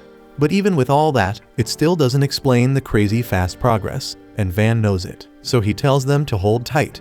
A live demonstration will be quicker than a long-winded explanation. He leads them outside the village and asks Esparta to raise an earthen wall, planning to upgrade it into something worthy of a fortress. Panamera is surprised by the old butler's skill, but points out the wall won't last long once the mana fades. Van doesn't waste a second and taps into his magic and hardens the mud wall into reinforced concrete, then uses wood nanocubes to slap together a proper gate. Panamera and Art are left blinking in disbelief. They turn to Van and ask what kind of magic he's packing. He tells them it's production magic, the kind of magic everyone laughs at, which is exactly why he got dumped in this village. That hits a nerve for Art, who quietly remembers her own rough past. Before the mood sinks, Panamera brings up her real reason for coming. She says the Count sent her to propose a marriage between Van and Art. Van gets the message loud and clear. This is the Count's way of roping him in so he won't end up becoming a threat. Van politely turns her down, saying there's no need for marriage since he has zero interest in war. All he wants is to build up the village and live in peace. Panamera admits she was against the idea at first. Art marrying the lord of some backwater village sounded like a nightmare. But now that she's seen what Van is capable of, she's changed her mind. She starts showering him with praise, calling him sharp, dependable, and tough as nails for turning exile into opportunity. She even jokes that if it were allowed, she'd marry him herself. Van lights up at the thought of scoring a hot older waifu, but sadly, it's Art or bust. Panamera looks at Art and gently asks if she'd consider marrying Van. After all, guys like him don't grow on trees. Art turns red and admits that Van's a good man, but she's never really thought about marriage before. Van tells her not to rush it. This kind of decision isn't something to wing in one night. Panamera agrees, saying they'll spend the night in the village to think things over. That throws Van off, but when she asks if there's a guest room in the mansion, He ditches that idea and decides to just build them a whole damn inn instead. Later at dinner, Van decides to learn more about his potential bride-to-be. Art tells him she's into cute stuff, like flowers and dolls. Van smiles and asks if he can check out her collection. Art lights up and happily agrees to show him the dolls in her carriage. It's the first time in a while someone's taken real interest in her. Afterward, Van walks them to the inn and Panamera quietly steps away, leaving the two alone. Art tells Van he's sweet, then dashes into her room all flustered. Van heads back to the mansion, where Esparta tells him something that clicks hard. Since the Count was willing to marry off his daughter to a nobody, she's probably not an elemental mage either. That's when it hits Van. Art must have been cast out too. Whether or not they end up getting engaged, he decides she can stay in the village if she wants to. The following morning, Van gets shaken awake by Tilly and Kamzan. They're buzzing with urgency, telling him to come to the lake immediately because they saw something weird. Van isn't too thrilled about being dragged out of bed at such an early hour, but after enough nagging, he groans, gets up, and follows them. When they arrive, a small crowd of villagers is already gathered by the lakeshore. Van pushes through the group and stops in his tracks. Floating in the water is a mermaid-like figure, her head poking above the surface, calmly watching them. Esparta steps forward and explains that the creature is called an apkalu, an extremely rare species that most people never encounter in their lives. Van starts wondering what could have possibly drawn one of them here. He tries talking to her, but she doesn't respond, just keeps staring, unreadable. Figuring food might help break the ice, Van places a plate of meat near the water's edge. Instantly, she swims over and asks if she can have it. Van nods, and she eagerly grabs a piece. After taking a bite, she pauses, noticing right away that this isn't normal meat. It's from an armored lizard. Curious, she asks where the meat came from and who killed the beast. The villagers speak up before Van can say anything, proudly announcing that he was the one who brought it down. Though Van would have never bragged himself, hearing this, the Apkalu girl says nothing more. She suddenly dips back beneath the surface and disappears into the depths. Esparta watches her vanish and mentions that Akalis are rarely seen twice, so it's unlikely they'll return. But as it turns out, Esparta couldn't have been more wrong. The very next day, an entire group of Apkalu arrives at the lake, their presence turning heads and dropping jaws. Van is stunned, wondering if they showed up because word got out that he took down the armored lizards. He starts thinking maybe they saw those creatures as sacred or divine in some way. But Esparta quickly shuts that theory down, saying he's never heard of any belief like that. Then a towering, imposing Apkalu steps forward and says he wants to speak with Van directly. He asks him straight up if he was really the one who killed the armored lizards. And when Van confirms it, a wave of gasps ripples through the water as every Apkalu stares at him in disbelief. It's hard for them to imagine a boy his age pulling off something like that. The elder then introduces himself as Latavesta, ruler of the Apkalu. He reveals that the girl Van met yesterday is his daughter Priora, and without skipping a beat, he declares that he's offering her to Van as his bride. Van is left completely stunned, especially since Priora is clearly still a child and likely has no idea what marriage even is. Van looks at Latavesta and asks if there's a particular reason behind offering his daughter's hand in marriage. Latavesta nods, confirming there is. He begins explaining that their village has long been tormented by armored lizards, dangerous creatures that have made life difficult and frightening for his people. So when he heard about a powerful lord living in this settlement, someone strong enough to defeat those monsters, he thought it was only right to offer his daughter's hand. Not out of sentiment, but to form a lasting alliance, one that would safeguard his village through strength and partnership. As Van listens, it slowly clicks. This wasn't about personal feelings or family tradition. Latavesta was simply doing what he thought necessary to protect his people. Understanding that, Van tells him there's no need for a marriage. He gives his word that he'll do everything in his power to protect the Apkalis from danger, no strings attached. Latavesta stares at him, visibly caught off guard by the sincerity and maturity of Van's response. Still, he says that if Van truly means it, they'd like to move their entire village closer into the settlement for safety and easier cooperation. Van doesn't hesitate and immediately gets to work, constructing a large rest area just for them, somewhere comfortable, peaceful, and welcoming. When Latavesta sees the finished space, he's stunned. The size, the structure, the planning, he can't believe it was built so fast. It's more than just a resting area, it's a new home. The Apkalis soon begin settling in and making the most of it, enjoying the comfort and relief that's been missing from their lives for years. But just as things seem to be calming down, Esparta walks up to Van with a reminder that it's nearly time to handle the village sewage system. Van just chuckles and waves it off, saying it's all been prepared ahead of time. Underneath every home, a network of pipes has been installed, and all they have to do is release a stream of water from the lake to flush everything clean. Latavesta watches the whole thing unfold and finds it surprisingly clever. He's impressed by the efficiency of Van's plan and offers to lend a hand. Van politely declines, saying the Apcalis have just arrived and shouldn't be bothered with chores right away. But Latavesta insists, saying their people are gifted with water and managing flow systems is second nature. Van finally agrees, and some of the Apcalis step in to open the dam and guide the water through, flushing the waste and leaving the village spotless. Once the work is finished, Van sincerely thanks everyone for their help. Latavesta then points out that this flushing process needs to be done several times throughout the day. He suggests that the Apcalis handle it regularly as their way of contributing to the village while staying there. Van immediately agrees, thinking it is a great idea and a huge help, and thanks Latavesta again for being so considerate. At that moment, Art and Panamera arrive at the lake. They freeze in shock when they see Latavesta, having never seen an Apcalu in person before. Just before Latavesta leaves, he casually refers to Van as his son-in-law. Art instantly feels a twinge of jealousy, since it sounds like Van has already married an Apcalu. Van hurriedly denies it and tries to explain, but before he can finish, Priora suddenly pops out of the water, calls Van her husband, and quickly swims away, making the situation far more awkward than it already was. To clear up the misunderstanding, Van takes Art out on a quiet boat ride across the lake. He explains everything to her, reassuring her that nothing has happened between him and Priora. After listening, Art finally understands that it was all just a big misunderstanding. The two spend a short while talking calmly and enjoying the peaceful atmosphere. Suddenly, Priora swims over with a group of her friends. When she sees Van alone with Art, she becomes visibly jealous. Van quickly reminds her that they are not married to begin with, which upsets her, and she sinks back into the water in frustration. The other Apcalis notice that their princess is unhappy, so they begin rocking the boat side to side. Both Van and Art panic as the boat sways dangerously. Later on, Latavesta puts on a stern expression after hearing that Van was spending time with Art while Priora was nearby. Van tries to explain that he and Priora are not engaged, but Latavesta cuts him off. He proposes settling the issue with a competition. He declares that if the Apcalis win, Van will officially become engaged to Priora, but Van thinks the whole idea is absurd. Right then, Dee appears and accepts the challenge on the spot, openly daring anyone to challenge him. The rest of the group, eager to beat the Apcalis once and for all, immediately supports the idea. Before long, they manage to pressure Van into agreeing. Van is then given the right to choose the first contest, and he suggests a simple game of volleyball.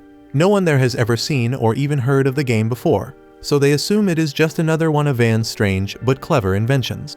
Dee and Panamera, however, seem far more interested in the swimsuits than the actual game. With that, the first match is set, with Tilly and Panamera facing off against Latavesta and Priora. Once the game starts, Van is quickly caught off guard by how skilled the Apcalis are. They are far better than he expected, winning round after round and overwhelming the human team with ease. Tilly starts feeling discouraged and considers giving up, but Panamera gives her a few sharp words to keep her going. Regaining their focus, the two manage to score several points, bringing the match close to its final moments. Even so, their effort and teamwork are not enough to overcome the Apcalis. In the end, Latavesta and Priora win the first round without question. Since Van selected the previous challenge, Latavesta reminds him that it is now the Apcalis' turn to choose the next event. Latavesta immediately suggests a swimming relay race. The moment Van hears this, he realizes just how unfair it is. The Apcalis are natural swimmers, and they would clearly have the advantage. Pressure starts to weigh on him, knowing that losing could mean being forced into marriage with Priora. At that moment, Dee steps forward and volunteers to swim for Van's team. Kamzin quickly follows, offering to join as well, giving Van two strong competitors. The race begins, and Kamzin pushes himself to keep pace with Priora. She is incredibly fast, but Kamzin fights hard and even pulls ahead of her briefly before passing the lead to Dee. Dee takes over and instantly turns the tide. His powerful butterfly strokes launch him far ahead, leaving the Apcalis struggling to close the distance. Van watches in disbelief as Dee swims flawlessly and secures the victory. Latavesta is stunned, unable to understand how his team could lose despite being part fish and naturally gifted swimmers. Still, he refuses to give up, pointing out that there is one final contest left to decide the outcome. Now it is Van's turn to choose the next challenge. Taking a moment to think, he accepts the earlier win and quickly creates an ice maker, He then announces that the final event will be a shaved ice speed eating contest. Art realizes she has not taken part in any of the competitions yet and immediately volunteers, and Van also steps forward to join her in the challenge. They all head over to the resting area to start the challenge. At first, everyone takes a few spoonfuls of shaved ice and is immediately hit with painful brain freezes, but they grit their teeth and keep going anyway. Van is fully determined to avoid marrying Priora, while Art is just as determined to win for Van's sake, and that shared resolve pushes them forward. Working together, they manage to finish first, claiming a clear victory in the contest. Showing good sportsmanship, Latavesta swims up and offers Van a handshake before leaving. Even so, he still refers to Van as his son-in-law and reminds him to look after Priora. Van feels irritated, realizing that even after winning, Latavesta still talks as if the marriage is unavoidable. At the same time, the others crowd around Van, congratulating him and praising his efforts. Art watches as he is surrounded by smiles and admiration, and something stirs inside her. She has never experienced a moment like this before. As a child, her parents constantly ignored her, believing she was a failure. She was shy and never stood out at anything. But that only changed when she discovered marionette magic, which allowed her to freely control her dolls. For the first time, she hoped her mother would finally be proud of her. Instead, her mother slapped her and declared that puppet magic was evil and forbidden among nobles. After that, Art became an outcast, and when she turned 10, she was arranged to be engaged to Van. She had expected him to be no different from the arrogant nobles she had known before, but Van proved to be nothing like them. He was gentle, patient, and possessed a strange talent for production magic, something nobles dismissed as useless. Even so, Van believed in himself and used that magic to support the village and its people. Watching him now, Art realizes she wants to become someone like him. She convinces herself that if she keeps trying, she might one day see the world the way Van does. The following morning, Van gathers all the villagers for a meeting. He announces that they need to build additional ramp sections to support the village's future growth. He also adds that since the next day will be their day off, they will be holding a large barbecue that night. The news excites everyone, and the villagers immediately get back to work with renewed energy. At that moment, Art approaches Van and asks if she can observe him while he works. Van agrees, giving her the chance to learn by watching him. At the same time, deep within the forest, Ortho and the other adventurers are fleeing from something powerful and dangerous, signaling that another major threat is drawing closer. Meanwhile, in the village, no one had a clue what was unfolding outside. They were too caught up admiring the massive fortifications Van had finished in under 2 weeks. The walls stood tall and solid, radiating strength, and everyone was honestly blown away by how fast he pulled it off. Panamera strolled over, visibly stunned, and admitted she always believed Van had potential, but she never pictured him pulling off something on this scale. As she stepped closer, her legendary melon bounced slightly, making Van shoot her a quick, startled glance. Not wanting to dwell on it, he quickly changed the subject, saying he needed to oversee the construction of new homes since more settlers were heading their way. Merchants, adventurers, and travelers would soon pour in, and he wanted to be sure they'd have proper housing. Panamera confessed she felt a bit envious. Ever since she was young, she'd dreamed of owning land, somewhere she could truly call hers. Watching Van manage everything so confidently sparked something in her. She didn't just want coin from her next mission. She wanted to earn a piece of land she could command. She silently vowed that in the next major battle, she'd fight harder, not just for glory or gold, but to stake her own claim. As her eyes wandered, they locked onto the massive siege weapons mounted along the walls. Curious, she asked Van what they were. He explained they were ballistae, giant long-range weapons meant to blast enemies before they ever got close to the village. To prove their might, Van signaled Kamzan to fire one off. The projectile launched with explosive force, hammering forward with thousands of newtons behind it, and Panamera was completely floored. She never imagined something Van had engineered could hit that hard. But what stunned her even more was finding out he'd already built over 100 of them. Instantly, she asked what he'd charge for just one, clearly interested in having one of her own. But Van simply shook his head. They weren't for sale, and that alone caught her off guard again. Still, she wasn't giving up, so she offered to trade him a favor for one, anything he might ask down the line. Van agreed, saying he'd cash in on it when the time came, and a thrill of anticipation ran through her. She knew the ballistae were bulky and would need a cart just to move, but with the bolts forged from iron, she figured she could always forge more of those herself later. Right then, Kamzan walked up and casually suggested Panamera take 1 or 2 of Van's custom-forged bolts, claiming they weren't your average ammo. To back it up, he pulled out a sword Van had crafted, and without warning he sliced clean through Panamera's spare blade like it was made of paper. Her eyes flew wide with disbelief and immediately turned to Van and asked what kind of metal could do that. Van calmly explained it was just regular iron, but sharpened and hardened in a way that could even punch through thick scaled lizard armor. Panamera was left speechless, and without wasting a second, she asked if she could take some of those bolts along with the ballista. Van gave her the green light, letting her have both the siege weapon and the enhanced ammo. That's when Van spun around and spotted Ortho and his squad barreling out of the tree line, full sprint, with a massive forest dragon storming right behind them. Ortho shouted at Van and the others, yelling for them to fall back and warn the villagers. He explained they were planning to act as bait to buy everyone else enough time to prepare. Van's blood ran cold. Leaving them behind now would mean sending them to their deaths. He felt torn, maybe they should stay and fight, but the thought of putting the whole village in danger held him back. Panamera stepped forward, calm and unshaken. She told Van not to worry and said flat out that she was staying to help take the dragon down. Then she turned and barked orders for everyone to fall behind the walls and stay sheltered. She also shouted back to Ortho's group, letting them know they'd use the ballista to launch a long-range counterattack. Van made his way over to Art and quietly apologized for letting her see something so terrifying. But he quickly added that she didn't need to be scared. The upgraded ballista was locked and loaded, and Panamera would be leading the charge. After that, he asked Tilly to get Art safely behind the walls and told her to summon Dee and the other fighters for backup. Then, as the dragon finally came into range, the first volley was launched. Bolts and arrows ripped through the sky, yet not a single one landed. The dragon weaved between every shot, dodging effortlessly, making Van's heart drop. Their strongest weaponry wasn't even scratching it, and now he was seriously starting to question whether they could even survive this battle. Then, with a blinding flash and a surge of raw heat, Panamera unleashed her fire magic. A massive javelin of flame shot out from her hand, hurling straight at the forest dragon like a burning spear of death. The spell slammed into it hard, fire ripping across its armored scales and landing a serious hit. Everyone stood frozen, wide-eyed. None of them expected Panamera to be packing that kind of elemental firepower with such deadly precision. But even with that brutal strike, the damn dragon was still standing.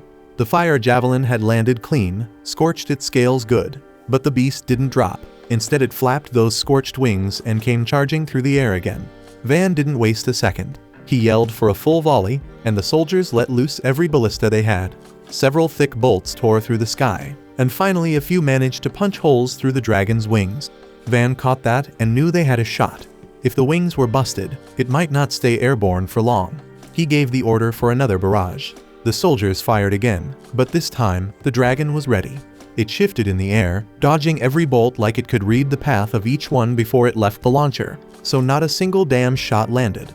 Van was stunned. He didn't expect a beast that huge to be that damn smart or fast. At the same time, Ortho and his group had finally made it past the wall. Just stepping onto safe ground felt like a miracle. Van was relieved they all made it back alive, but he knew staying out here any longer was asking to get roasted. If that dragon came back swinging, they'd all be done. He needed one shot, just one clear window for everyone to get the hell out. And right then, Panamera delivered. She launched another blazing javelin of fire, just as vicious as the first. It slammed right into the dragon again, searing its wings and slowing it down for a brief moment. That was all Van needed, so he instantly shouted for a retreat. Nobody waited, and they all turned and sprinted for the village. But the damn dragon didn't stay down for long. The moment it caught its breath, it leapt up and landed on the rampart, towering over them like it hadn't taken a hit at all. Van turned back, wide-eyed at how fast it bounced back. After eating that much fire, it should have been wrecked, but it looked like it just shook it off. Then out of nowhere, Esparta strolled up like it was just another day. Calm as ever, he raised his hand and cast an earth spell. Huge chunks of rock crashed down, pinning the dragon in place. He turned to Van, still calm as ever, and said this should buy them enough time to get to the village gate. The others rushed toward the village as fast as their legs could carry them. But Van knew that even with Esparta's help, it still wasn't enough. The dragon was coming fast, and unless they stalled it again, it would be breathing down their necks in no time.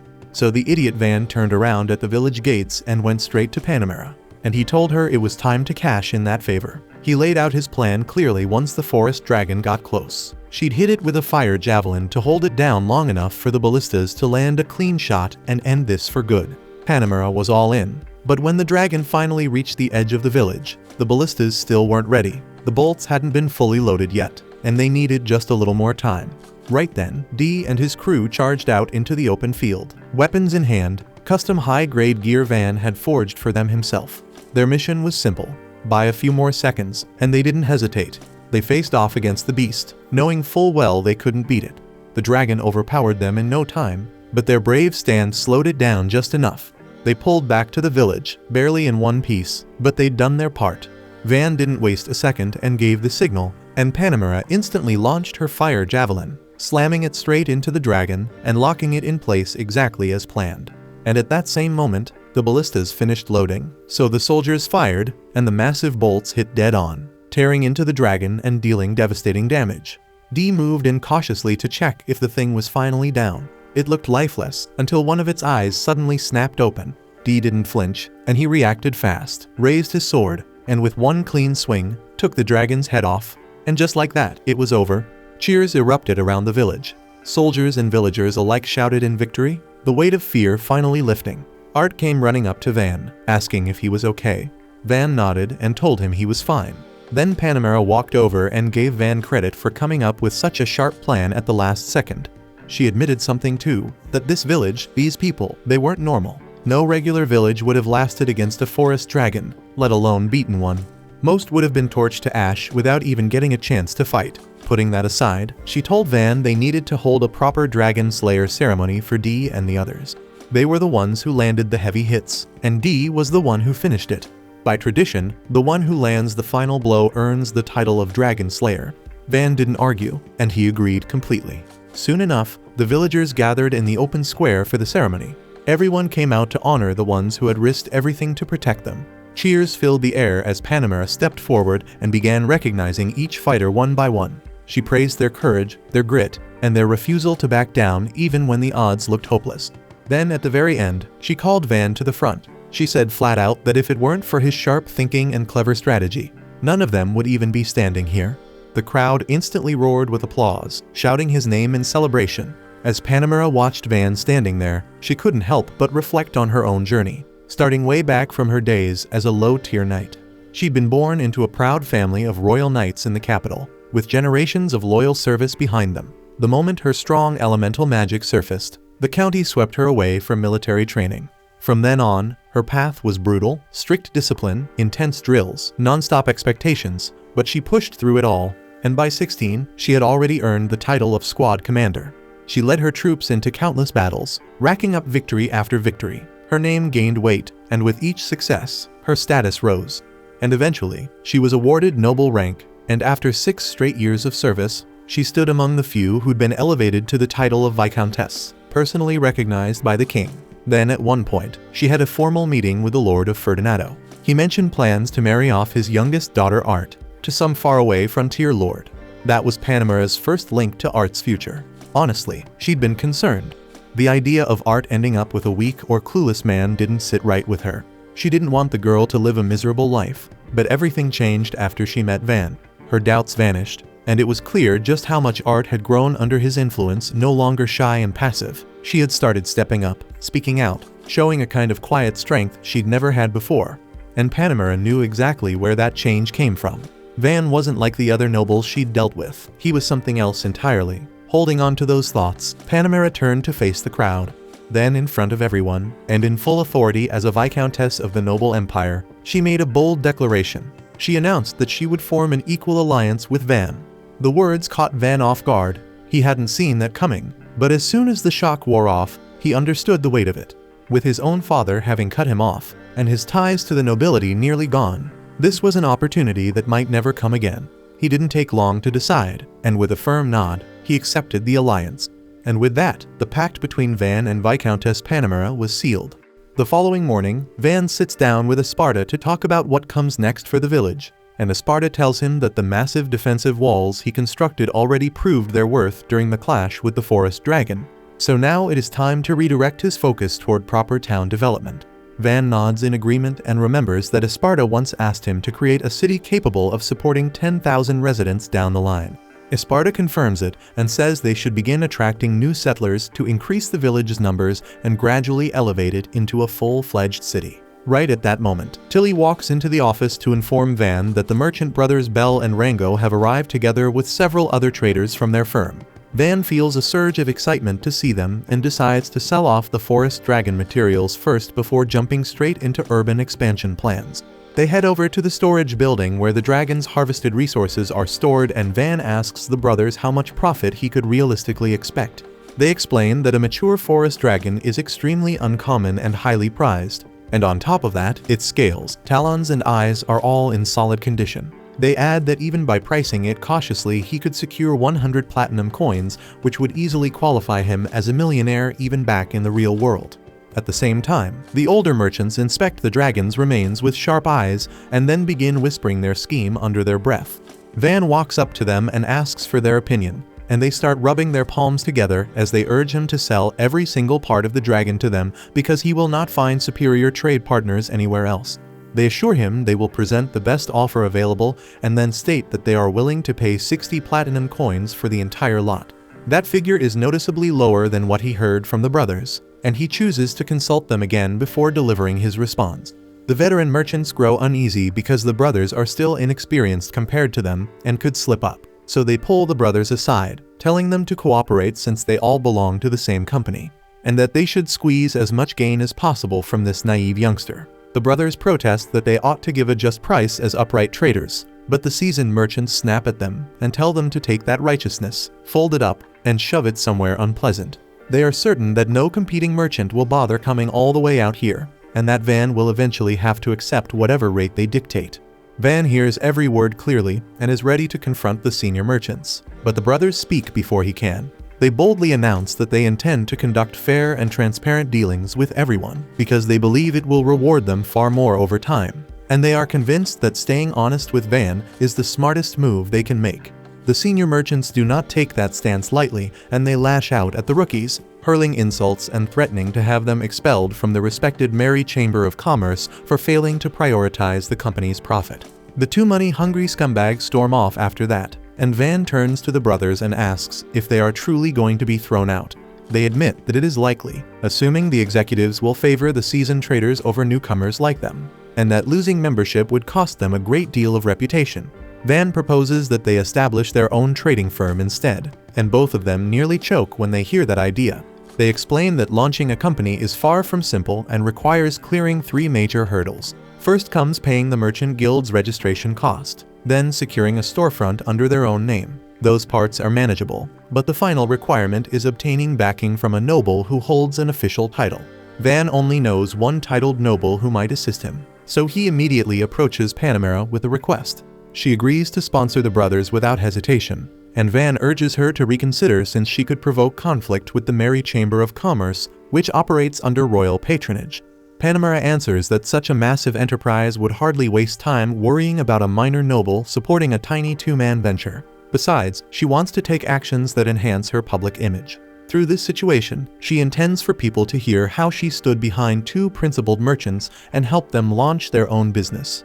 Van quickly adds that if she desires recognition, she could claim credit for defeating the dragon since that would also keep his family from discovering the truth. Panamera responds that dragon slaying is no small claim and authorities would investigate it independently to confirm the story. That scrutiny would inevitably lead to Van and Dee, so there is no realistic way to stop his family from learning that he was the one who brought down the dragon. That realization crushes Van's optimism, and he worries that his relatives will summon him back and assign this territory to someone else. Panamera then explains that the only real solution is for him to secure a noble title of his own. She clarifies that every noble either inherits a title or earns one through merit. Since she began as a mere knight, she had to climb the long, difficult path, but because Van is the son of a marquis, he could realistically obtain the rank of baron from the king without too much resistance. Van cannot see how that would be possible, and Panamera tells him the answer is simple. He must publicly claim the achievement of slaying the dragon himself, because that feat alone would be enough to justify granting him a noble title of his own.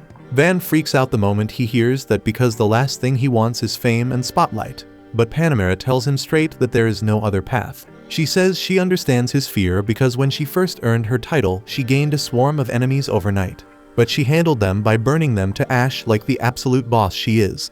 She tells Van that if anyone tries to mess with him, he should just fire his ballista at them and make an example out of it, because that kind of response shuts people up real fast. Van stands there wondering what the hell he is supposed to do with the most illegal yet ridiculously effective life tip he has ever received. He asks her if she does not need the credit for killing a dragon to move up in rank. But her expression sharpens instantly, and she tells him she does not need some kid worrying about her future. Afterward, Van returns to the brothers and informs them that Panamera has agreed to sponsor them. They are stunned at first, but that shock quickly shifts into pure excitement when it sinks in that they can actually establish their own trading company. Without wasting time, they purchase all the dragon materials from Van for 130 platinum coins and begin preparing to transport the goods to the capital. But then they hit a serious problem because the veteran merchants have taken all the carriages with them, leaving the brothers completely stranded.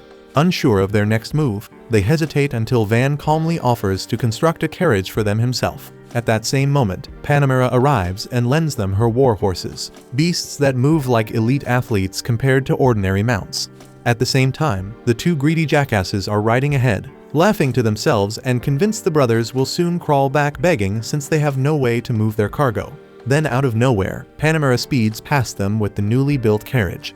The merchants freeze for a second trying to process what they just witnessed, and it finally dawns on them that the brothers are about to launch their own company under her protection. Not long after, Panamera arrives at the royal capital and presents herself before King Dino, who smiles at the sight of her and casually asks if she has come seeking yet another promotion. Panamera replies that she is there to request a noble title for a friend instead, which immediately piques the king's interest.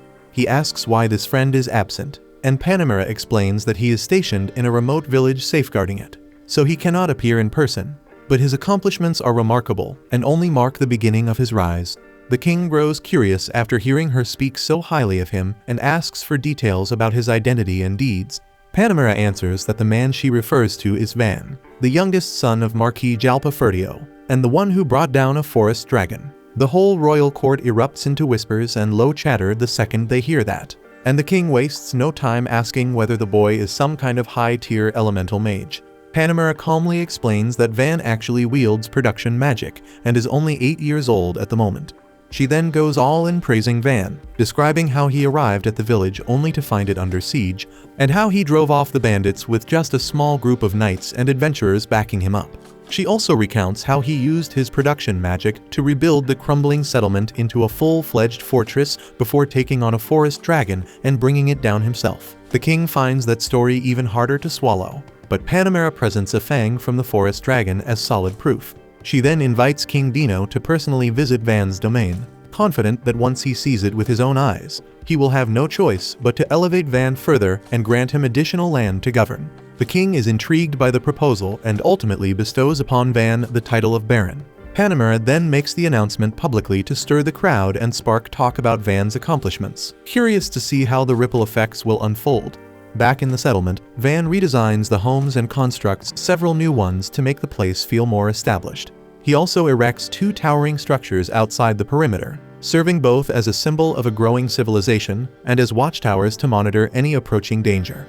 Later, he chooses to eat lunch at the top of one of the towers with his companions, and afterward, they look down over the expanding town from above. Esparta then suggests that it is time to stop calling it a village and start referring to it as a town, proposing the name Vantown. Van gets irritated since he has no interest in turning his name into a label, but everyone else seems to love the idea. They then enjoy some cake baked by Tilly, made possible thanks to the ingredients now stocked in the store opened by the brothers. Right then, Kamsen spots a group gathered outside the gate, and Van heads over to see who has arrived this time. When he opens the gate, he finds a band of filthy and starving villagers asking for Cedo Village. Van turns to Esparta for clarification, and he explains that Cedo was the settlement's original name, even if it was never officially recognized. Van asks the weary newcomers what they are seeking, and they explain that they come from a nearby village burdened by crushing taxes, with no labor left because their lord conscripted all the young people into his army. They had heard rumors that this place had transformed rapidly and hoped to find some form of salvation here. Van realizes they are from Fortunato County, with whom he shares strained relations. That makes him hesitate about taking them in as refugees. Yet he cannot bring himself to turn away people in such desperate condition. After a brief moment of thought, he decides to welcome them into his settlement. He asks whether they would be willing to become his citizens instead, and their leader cautiously asks if he truly means to accept them, even though they have no money to contribute in taxes. Van reassures them that taxes are the last thing they need to worry about right now, promising to build homes for them and make sure they are properly fed. The villagers look around in disbelief, wondering if they somehow stumbled into heaven, and Van then asks how many people are left in their village. The leader answers that there are 300 in total, and Van immediately says he will dispatch adventurers to escort everyone safely here. The man's eyes well up at that, and he asks how they could ever repay such generosity. Van brushes it off modestly and mentions he will also send carriages to transport their belongings. But the leader explains that they own cows that can haul everything themselves. That catches Van's attention, and the leader adds that they have 10 cows thanks to the wide pasturelands near their village. Van lights up at the news because with cows they can establish a dairy in his town and finally enjoy a steady supply of milk and its many products. Not long after, Ortho and his companions guide the neighboring villagers toward Van's town, quietly questioning how this decision makes any sense. Pluriel snaps at them to quit complaining and concentrate on the job, so they spread out and begin reassuring the weary newcomers. Ortho walks beside an exhausted woman who admits she opposed moving somewhere even more remote than their old village.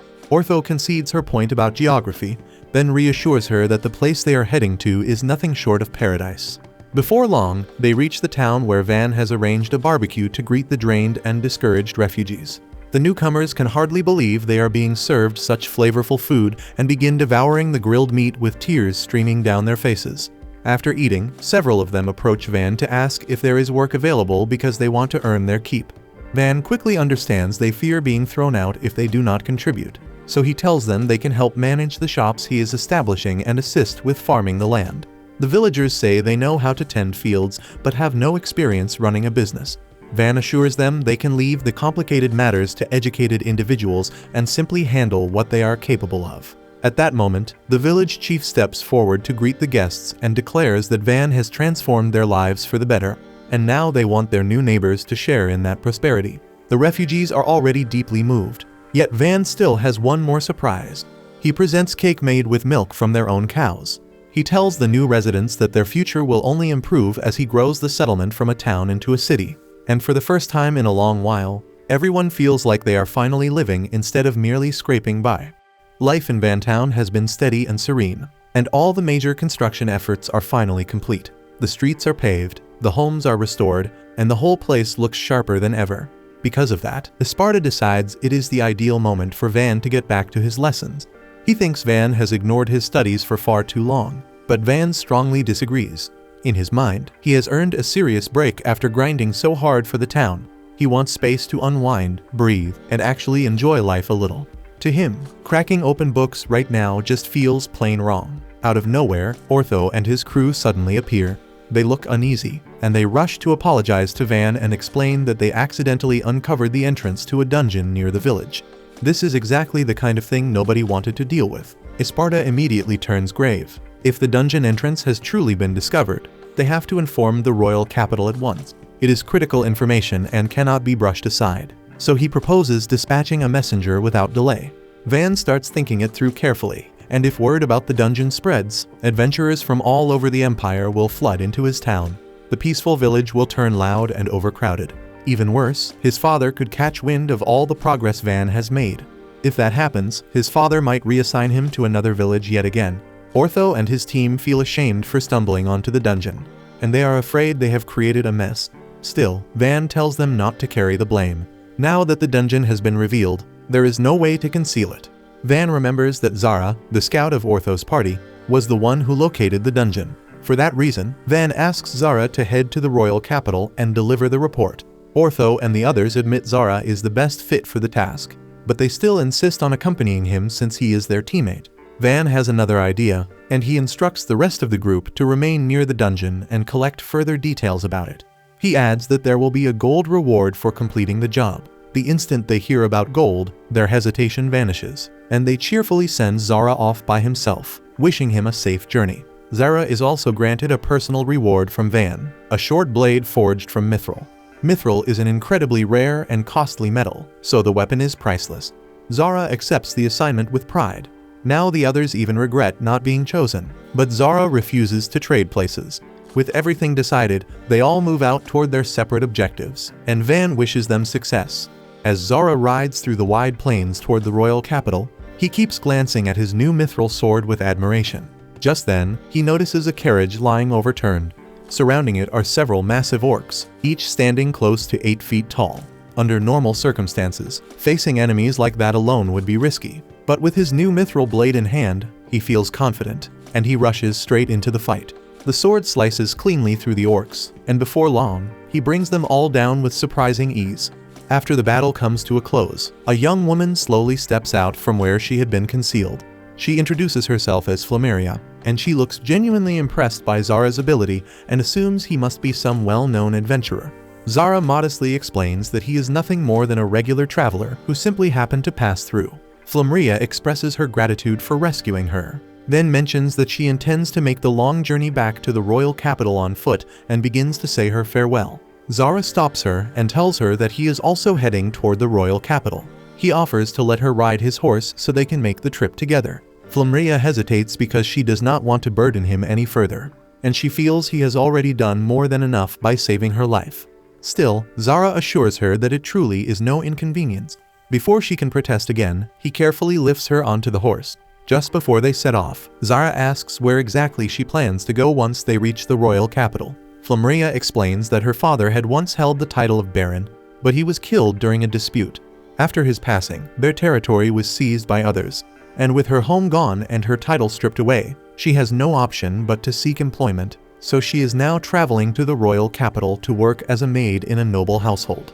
Zara listens closely, and once he understands her circumstances, he realizes that she now has the freedom to decide her own future. Then he makes an unexpected proposal. Rather than going to the royal capital to serve as a maid, she could move to Vantown instead. He explains that the town is expanding rapidly, and there are plenty of opportunities available, and he reassures her that it is secure and properly guarded. Flameria feels deeply moved by his generosity, and after taking a brief moment to think it over, she accepts. She thanks Zara earnestly and chooses to follow his advice. At the same time, back in town, Van is already making preparations for what lies ahead. With the dungeon newly uncovered, he knows that adventurers from all over will soon start pouring in, and the peaceful atmosphere will not last much longer. To handle what is coming, Van forms a strategy. He decides to construct an outpost near the dungeon entrance, and the purpose of this outpost is to regulate the movement of adventurers and maintain stability. Van also intends to appoint Esparta as the governor of the outpost, believing he has both the discipline and the competence for the position. Furthermore, he plans for Dee and his companions to act as the chivalric order, ensuring safety and guarding the region. The construction of the outpost begins without delay, and the project moves forward efficiently, with everything remaining on track. Observing the consistent pace of progress, Van calculates that the outpost should be finished in roughly a month. Before long, Zara arrives back in town accompanied by Flameria. Van notices the unfamiliar young woman and asks about her identity. Flameria courteously explains that Zara rescued her from orcs along the road, and as Van watches their interaction, he quickly picks up on something unspoken. It is obvious that the two of them have developed feelings for each other, and even so, Van chooses not to mention it. Instead, he warmly welcomes Flameria to Vantown. With the town continuing to expand, there is always room for one more new face. Out of nowhere, a massive wave of adventurers appears, galloping toward the town on horseback. For a split second, Van's heart nearly jumps out of his chest as he wonders if some kind of catastrophe is about to hit. Zara quickly waves off his panic and tells him to calm down. It is not an attack, just adventurers heading over to scout and grind inside the dungeon. Van lets out a slow breath, realizing this is not the end of everything, just the start of a loud and hectic new phase for the town. From a distance, the riders looked intimidating as hell. Scarred faces, booming voices, and layers of clanking armor made them seem like trouble at first glance. But once they actually stepped into town, Van saw they were not villains, just rough types with blunt manners. At first, they were rowdy and a little disrespectful, pushing limits like they always do. Then Dee stepped forward and handled them with firm authority. And just like that, their tone shifted. They straightened up, adjusted their behavior, and started treating the townsfolk properly. In the end, most of them were not hostile at all, just stunned. They struggled to wrap their heads around the fact that Van, an 8-year-old kid, was running the place like a seasoned lord and keeping a growing town under control without falling apart. Not long after, Ortho and his party made their way back. The second Ortho laid eyes on Flameria. He instantly turned to Zara and demanded to know who she was. Zara casually explained that she was the girl he had saved during his journey. Ortho glanced between them once, twice, and then it clicked. The vibe was obvious, feelings were written all over their faces, and to make it worse, Van had even offered to build them a house together. Completely broken, Ortho hit the floor and started banging it like he was trying to glitch the system, furious that Zara pulled a girlfriend while he was still farming loneliness. Setting that chaos aside, Van shifted his attention to Pluriel and asked for a status report on the dungeon's surroundings. Pluriel explained that, surprisingly, the area near the entrance had very few monsters roaming around. She added that dungeon environments are usually brutal and unstable, which is why adventurers sometimes set up tiny camps nearby but almost never construct anything major. Still, Van's unique abilities changed the rules entirely, making large-scale building possible even in harsh conditions. It was clear Pluriel was leading up to something, and Van could already tell where this was going. And just as he expected, she asked for his assistance in developing the land around the dungeon. Van quickly reminded her that he has a strict curfew and cannot be out for too long. But Pluriel reassured him that she and the others would guard him the entire time and that the construction would be finished quickly. Van honestly drags his feet because he would much rather focus on expanding and polishing the main town than waste energy near the dungeon. Trying to dodge the responsibility, he throws out a list of absurd, over-the-top demands, presenting them as non-negotiable conditions before he would even consider helping. To his disbelief, Pluriel agrees to every single one without blinking, and she calmly announces that they can start first thing tomorrow. Van just stands there stunned, realizing his brilliant little escape plan blew up in his face. The following morning, Van climbs into a carriage and heads toward the dungeon, clearly not thrilled about it. The road is uneven and packed with ruts, so the constant jolting makes the entire ride miserable, and Kamzen soon turns pale from motion sickness. Along the way, they come across a massive troll standing right in the middle of the road. The adventurers immediately coordinate, striking together and bringing it down faster than anyone expected. And once it falls, they erupt into loud cheers, celebrating like they just won a festival. The noise starts to get on Van's nerves, but seeing Tilly and Art genuinely enjoying the moment eases his mood a bit. As the journey continues, Van suddenly peers out the carriage window and sharply orders the driver to halt. Not far ahead lies a wide, deep trench, with nothing but two narrow wooden planks stretched across it as a temporary crossing. The adventurers shrug it off since they are accustomed to charging ahead without weighing the danger. But Van knows reckless habits like that are exactly how people get seriously hurt. He decides it cannot slide, so he orders the grown men to kneel and seriously think about the stupidity of their decision. The beams wobble and lack any real foundation, so a little extra weight could snap them in seconds. Rather than argue further, Van channels his ability and erects a solid, properly supported bridge. And once it is complete, everyone passes over without incident. When they finally arrive near the dungeon, Van immediately begins organizing what needs to be done, and he understands the adventurers require a structured headquarters. His first move is constructing a massive gate to seal off the area and stop monsters from wandering out. After that, he builds an extravagant 5-star inn where adventurers can recover after exhausting hunts. The structure looks magnificent, far beyond expectations, and the adventurers are visibly impressed. They appreciate the comfort and admire the premium facilities provided to them. As evening approaches, Van suddenly remembers his curfew.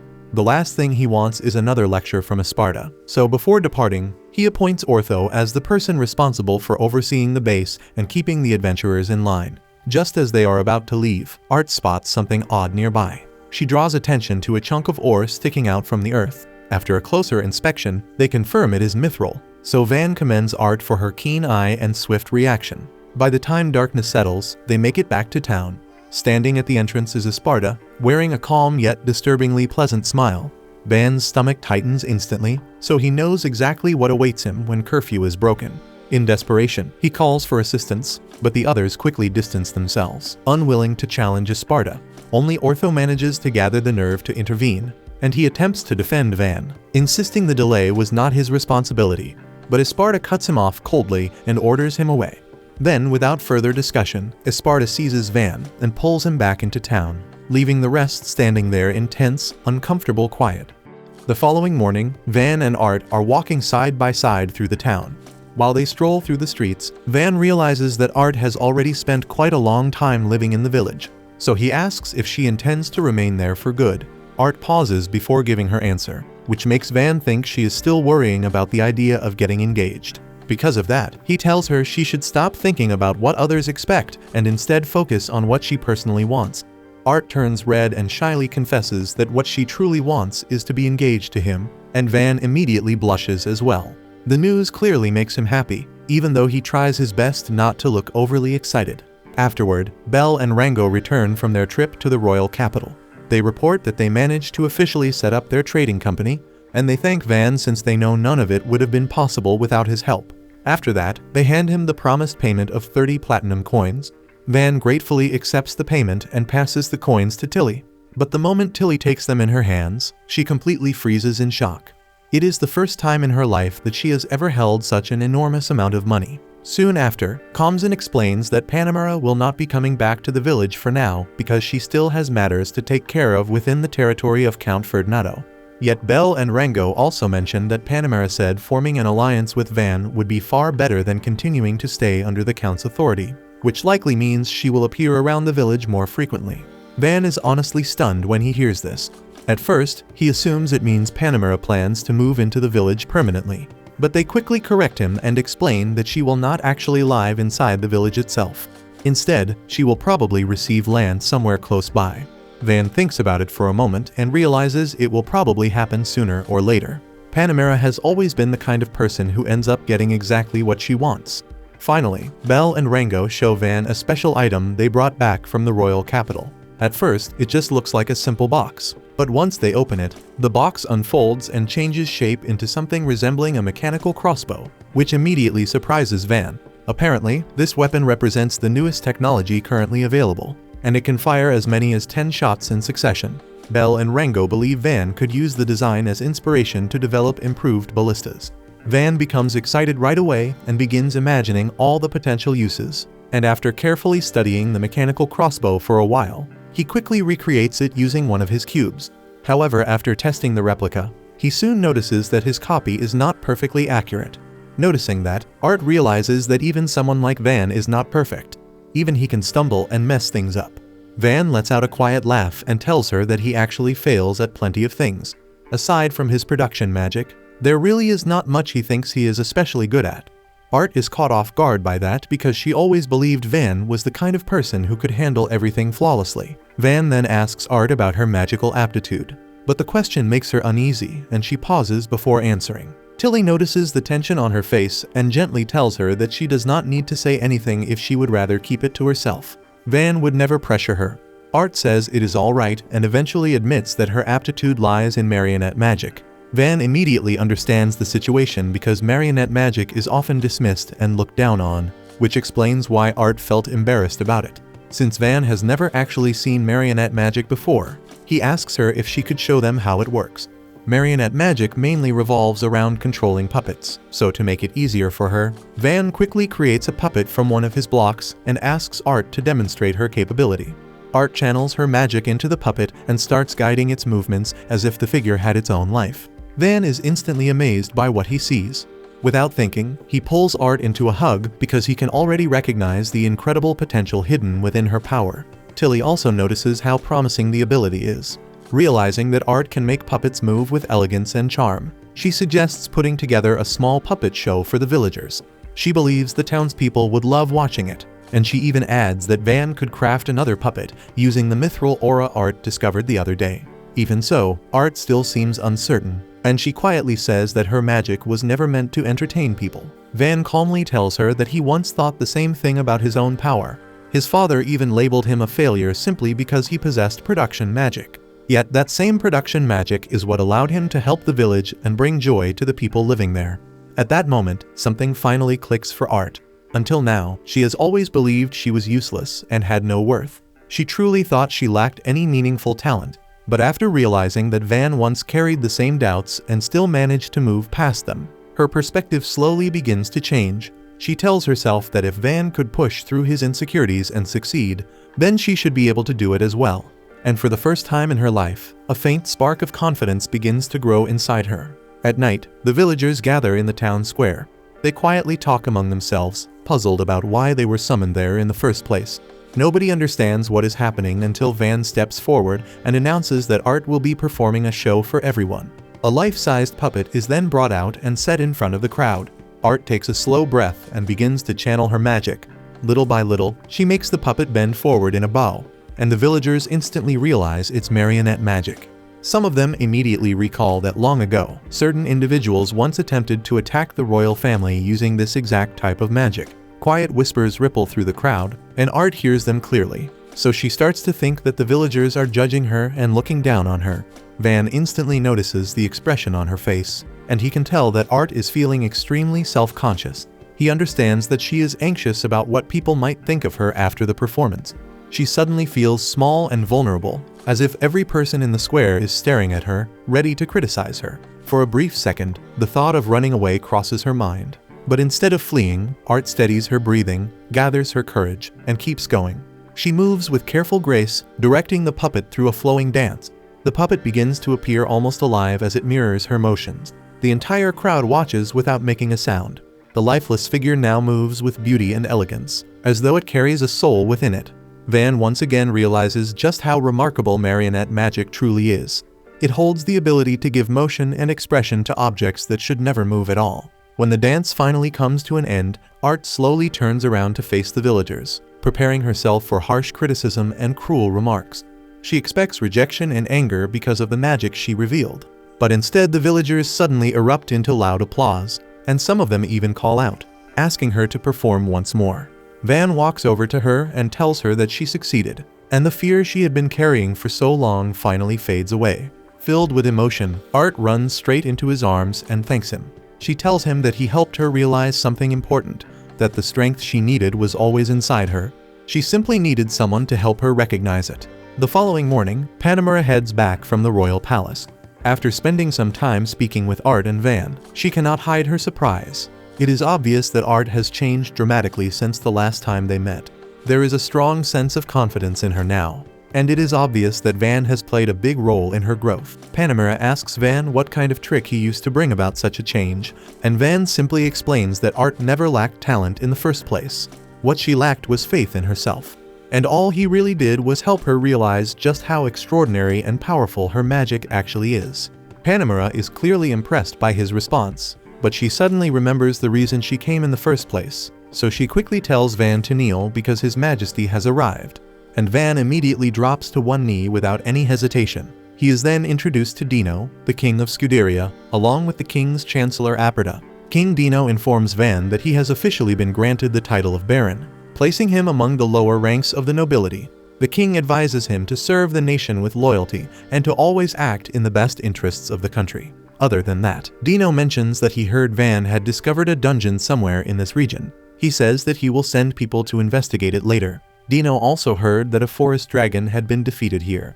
Because of this, he personally came to confirm the story for himself. He asks Van to explain honestly and in detail what exactly happened. Van agrees, but he warns the king that the story may sound a little unusual. He worries that it might come across as unbelievable, so he asks Dino to keep an open mind while hearing it, and Dino has no issue with that and agrees. Van starts by explaining the village's offensive and defensive weapons. Aprida carefully studies the equipment, paying particular attention to the ballistas. He points out that while ballistas are useful for attacking enemies from long distances, they are not always practical for everyday use. Van does not fully agree with that assessment, and to demonstrate his point, he decides to show just how powerful the weapon really is. He orders Kamzen to fire one of the ballistas, and the moment it launches, it clearly reveals the incredible force behind the weapon. The king is visibly surprised because he never expected such destructive strength from something like that. What shocks Dino even more is when he learns that Van was the one who personally built every component used to create these weapons. He finds it hard to believe that a single person could design and construct all of this alone. To him, it almost sounds impossible. Van understands that his story might seem hard to believe, so he tells Dino that he will first explain how the ramparts around the village were constructed. Aprida assumes that it must have taken several years to complete such large defenses, but Van calmly explains that the entire structure was finished in no more than 4 months, and this revelation leaves both Dino and Aprida completely stunned. Afterward, Van guides them around the village, and as they stroll through the streets, the townspeople greet him with genuine warmth. Watching this, Dino comes to understand just how deep Van's bond with the villagers truly is. Dino is even more astonished when he spots a river teeming with Apcalis. These creatures are incredibly scarce in the wild, and seeing so many gathered together in one place is an extraordinary sight. They press on with a tour, and Esparta shows how he shapes the land with earth magic to lay down a firm base for the wall. Then Van channels his production magic to transform that base into a sturdy rampart. The display leaves both Dino and Aperta utterly speechless. Not long after, Latavesta hears that the nation's king has arrived, so he steps forward to offer his respects. To commemorate their friendship, he presents a fragment of orichalcum. Everyone who lays eyes on it is stunned, because this is no common ore. It is revered as the metal of the divinities. If it were forged into a blade, that sword alone would be valued at several hundred platinum coins. But without hesitation, Van uses his magic to forge a sword from the rare metal. But he swiftly tucks the completed blade behind his back, since he does not want the king to realize how effortlessly he can accomplish something so remarkable. Panamera quietly urges him to speak truthfully, so Van chooses honesty. The king admires Van's straightforwardness and declares that he is prepared to offer any price for the weapon. Yet Van refuses payment. Instead, he requests the right to remain in the village permanently. He asks Dino to vow that, regardless of circumstances, he will never be reassigned elsewhere, and Dino acknowledges the sincerity of that wish. At the same time, Dino feels it would be a shame for Van's abilities to remain confined to such a distant corner. So he inquires whether Van would still cooperate with the royal capital if they were to dispatch an envoy to him, and Van accepts this arrangement. Dino is moved by how committed Van is to safeguarding and developing the village. Because of that devotion, he grants Van's request. Van is relieved and pleased because to him, this feels like another stride toward the peaceful life he has long desired. Before long, Dino remarks that he cannot remain away from the capital indefinitely, so he prepares to depart. But all at once they hear frantic cries from the villagers. Shouts ring out that a dragon is closing in on the settlement, so Van immediately orders everyone to man the defenses and ready the adventurers. Panamera steps in to assist as well, strengthening Van's confidence that they can manage the threat. Then the dragon sweeps toward them in a dramatic descent, and every gaze lifts to the sky as they brace themselves, uncertain of what action to take next. They narrow their focus and quickly notice the wyvern is not flying freely at all. A sorcerer is perched on its back directing every movement. Aperta observes the scene in silence and pieces it together. Wyverns are beasts that instinctively roam and hunt in packs, so seeing one drifting solo through the sky like this is completely unnatural. And that alone tells him there is probably something hidden beneath what they can see, another danger lurking somewhere they have not detected yet. Dino catches that and instantly blames the kingdom of Yelanetta, saying this reeks of their handiwork from start to finish. Van wants to deal with the wyvern immediately, but he understands his ballista bolts will never make it that far. The beast is soaring at a height that keeps it entirely beyond their reach, so he weighs his options carefully and settles on the last possible choice. They will have to launch the prototype. At the same time, far within the forest, the 8th prince of Yelanetta, Unamog, is not even trying to conceal his irritation. The king assigned him to command the assault on such an isolated settlement, and he would have preferred to be literally anywhere else. One of his knights attempts to clarify the logic behind the decision. The king selected him personally because this operation carries serious weight. Yelanetta and Scuderia have shared a long, hostile past, and the king has resolved that the moment has come to bring that rivalry to a decisive end. Unamog listens with a blank face, completely unmoved. Even after hearing the explanation, he still refuses to treat the mission with real importance. In his mind, conquering a tiny backwater village is not a task deserving of his full focus, and he assumes it will be finished before it even truly begins. Not long after, the army reaches the gates of Van's town, and silence spreads through their ranks. None of them anticipated a remote village to be protected by walls of this magnitude. Unamog studies the structure and immediately concludes that they must be fake. So he tells his soldiers it is nothing more than an illusion, a cheap tactic meant to intimidate intruders, and he commands them to haul out the battering ram and start smashing. After repeated strikes, the ram barely leaves even the slightest mark, and Unamog can only glare at the towering walls without a single word. Moments later, Van steps onto the ramparts and peers down at the invading force. He calmly declares himself the lord of this village and directly asks their purpose. Unamog looks up, and his expression shifts in disbelief because he never imagined the ruler of this place would be a mere child. He forces himself past the shock and demands to know how fortifications like these could possibly have been constructed in such a location. Van responds plainly. He and the villagers raise them together with effort and unity, and there is no deeper secret than that. Animag rejects the explanation outright, convinced Van is making a fool of him. He turns toward his knight and orders him to relay a message to the mage riding the wyvern and instruct him to commence the assault on the town at once. The knight falters and warns that striking without provocation like this will almost certainly invite retaliation. But Animag brushes the concern aside, insisting there is no chance some backwater village in the middle of nowhere possesses anything capable of downing a wyvern. Van meets Panamera's gaze and gives a subtle nod. She releases a single round that soars high above the wyvern, then bursts apart in midair into dozens of smaller fragments that cascade downward and shred the beast in seconds. When the haze fades, the wyvern has vanished, and Van calmly explains what struck it. The weapons are known as shuriken. Slim and lightweight, yet backed by overwhelming impact, it is their first time deploying it in actual combat. But even Van can tell it exceeded expectations. Aperta fixes his eyes on the shattered remains and cannot conceal his shock. A device with no elemental magic whatsoever just delivered force comparable to an advanced spell. Dino steps forward and peers down at Animag from above. Animag struggles to comprehend the scene before him and demands to know why the king of Scuderia is standing inside some distant, insignificant village.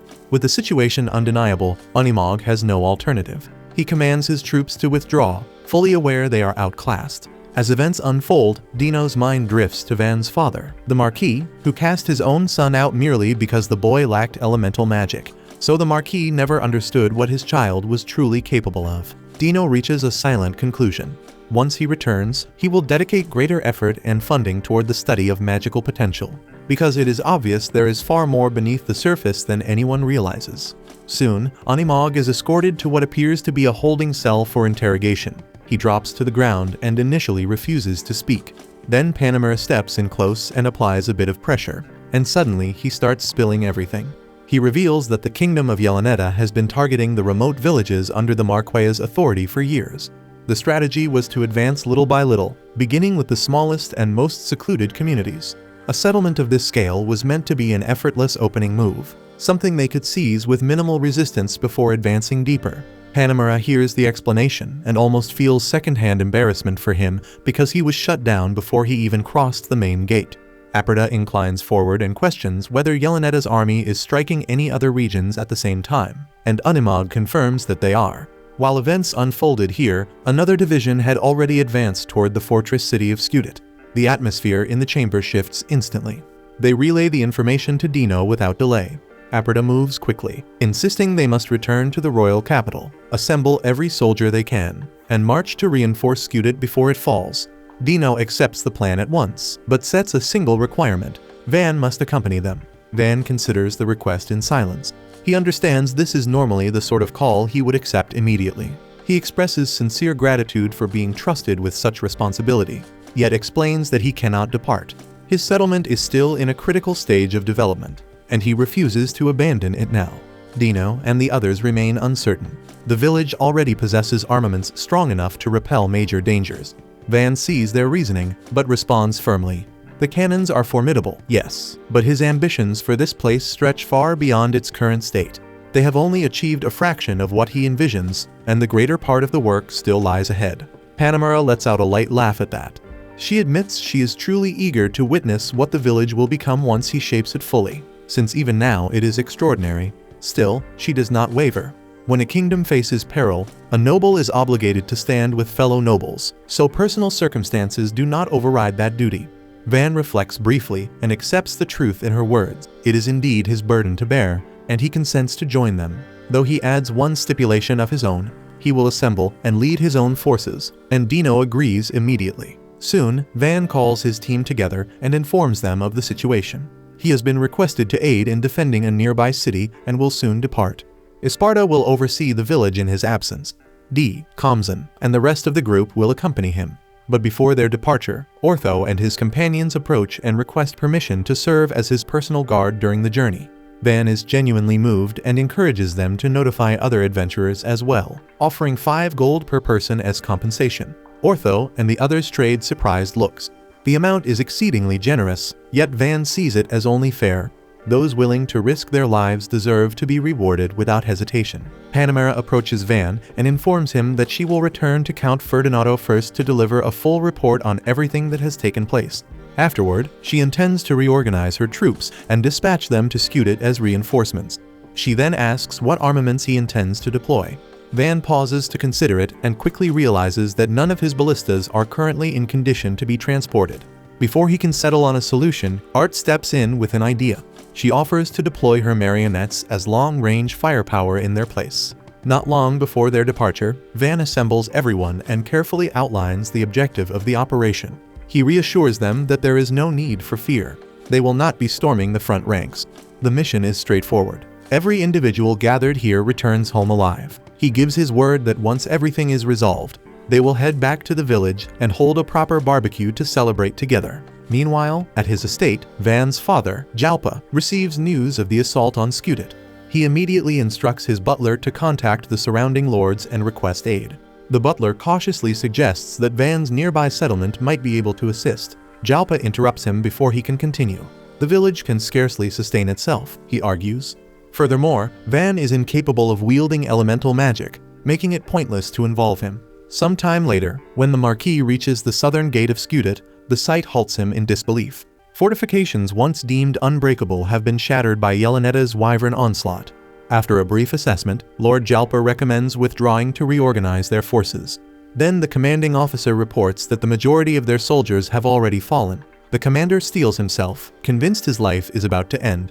Yet when the enemy abruptly turns away and advances elsewhere, he remains frozen, unable to comprehend why they would abandon him instead of finishing the job.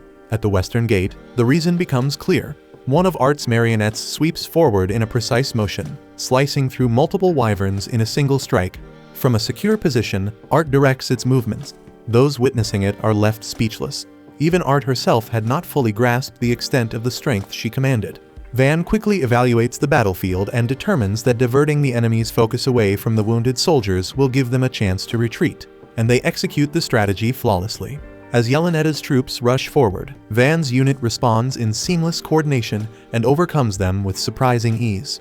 Then one of the wyverns peels away from the swarm and plunges straight toward Van. Art moves without hesitation, snapping her marionette forward to cut it off just before impact. Van scans the field and realizes that the brief clash gave the wounded troops enough breathing room to retreat. He orders everyone to withdraw, but Ortho argues against it. They hold the upper hand right now, and if they press the attack, there is a solid chance they can finish this battle completely. But Van refuses because victory means nothing if it costs even a single life. And if they advance and one person fails to return, then to him, the entire fight was meaningless. Later on, Lord Jalpa and his knights finally secure a safe position. One of the soldiers asks what their next move will be, and Jalpa answers without hesitation that they will reclaim Skudit. They will regroup, restore their forces, and march again. Yet even as he declares it, a single thought gnaws at him. How did they escape with their lives? Just then, Mersha, one of Jalpa's sons, rides in and bows his head, apologizing for arriving behind schedule. Soon after, Dino arrives on the scene. Jalpa and Mersha bow the moment they recognize him. Dino requests a detailed report about the situation in Skudit, and Jalpa informs him that the city has already been lost. He recounts every event step by step, but Aperta remains puzzled over one crucial detail. If the situation was truly that catastrophic, how did any of them survive? So Jalpa explains that the wyverns abruptly ceased their assault and withdrew without warning. No one understood why, but Dino pieces it together at once.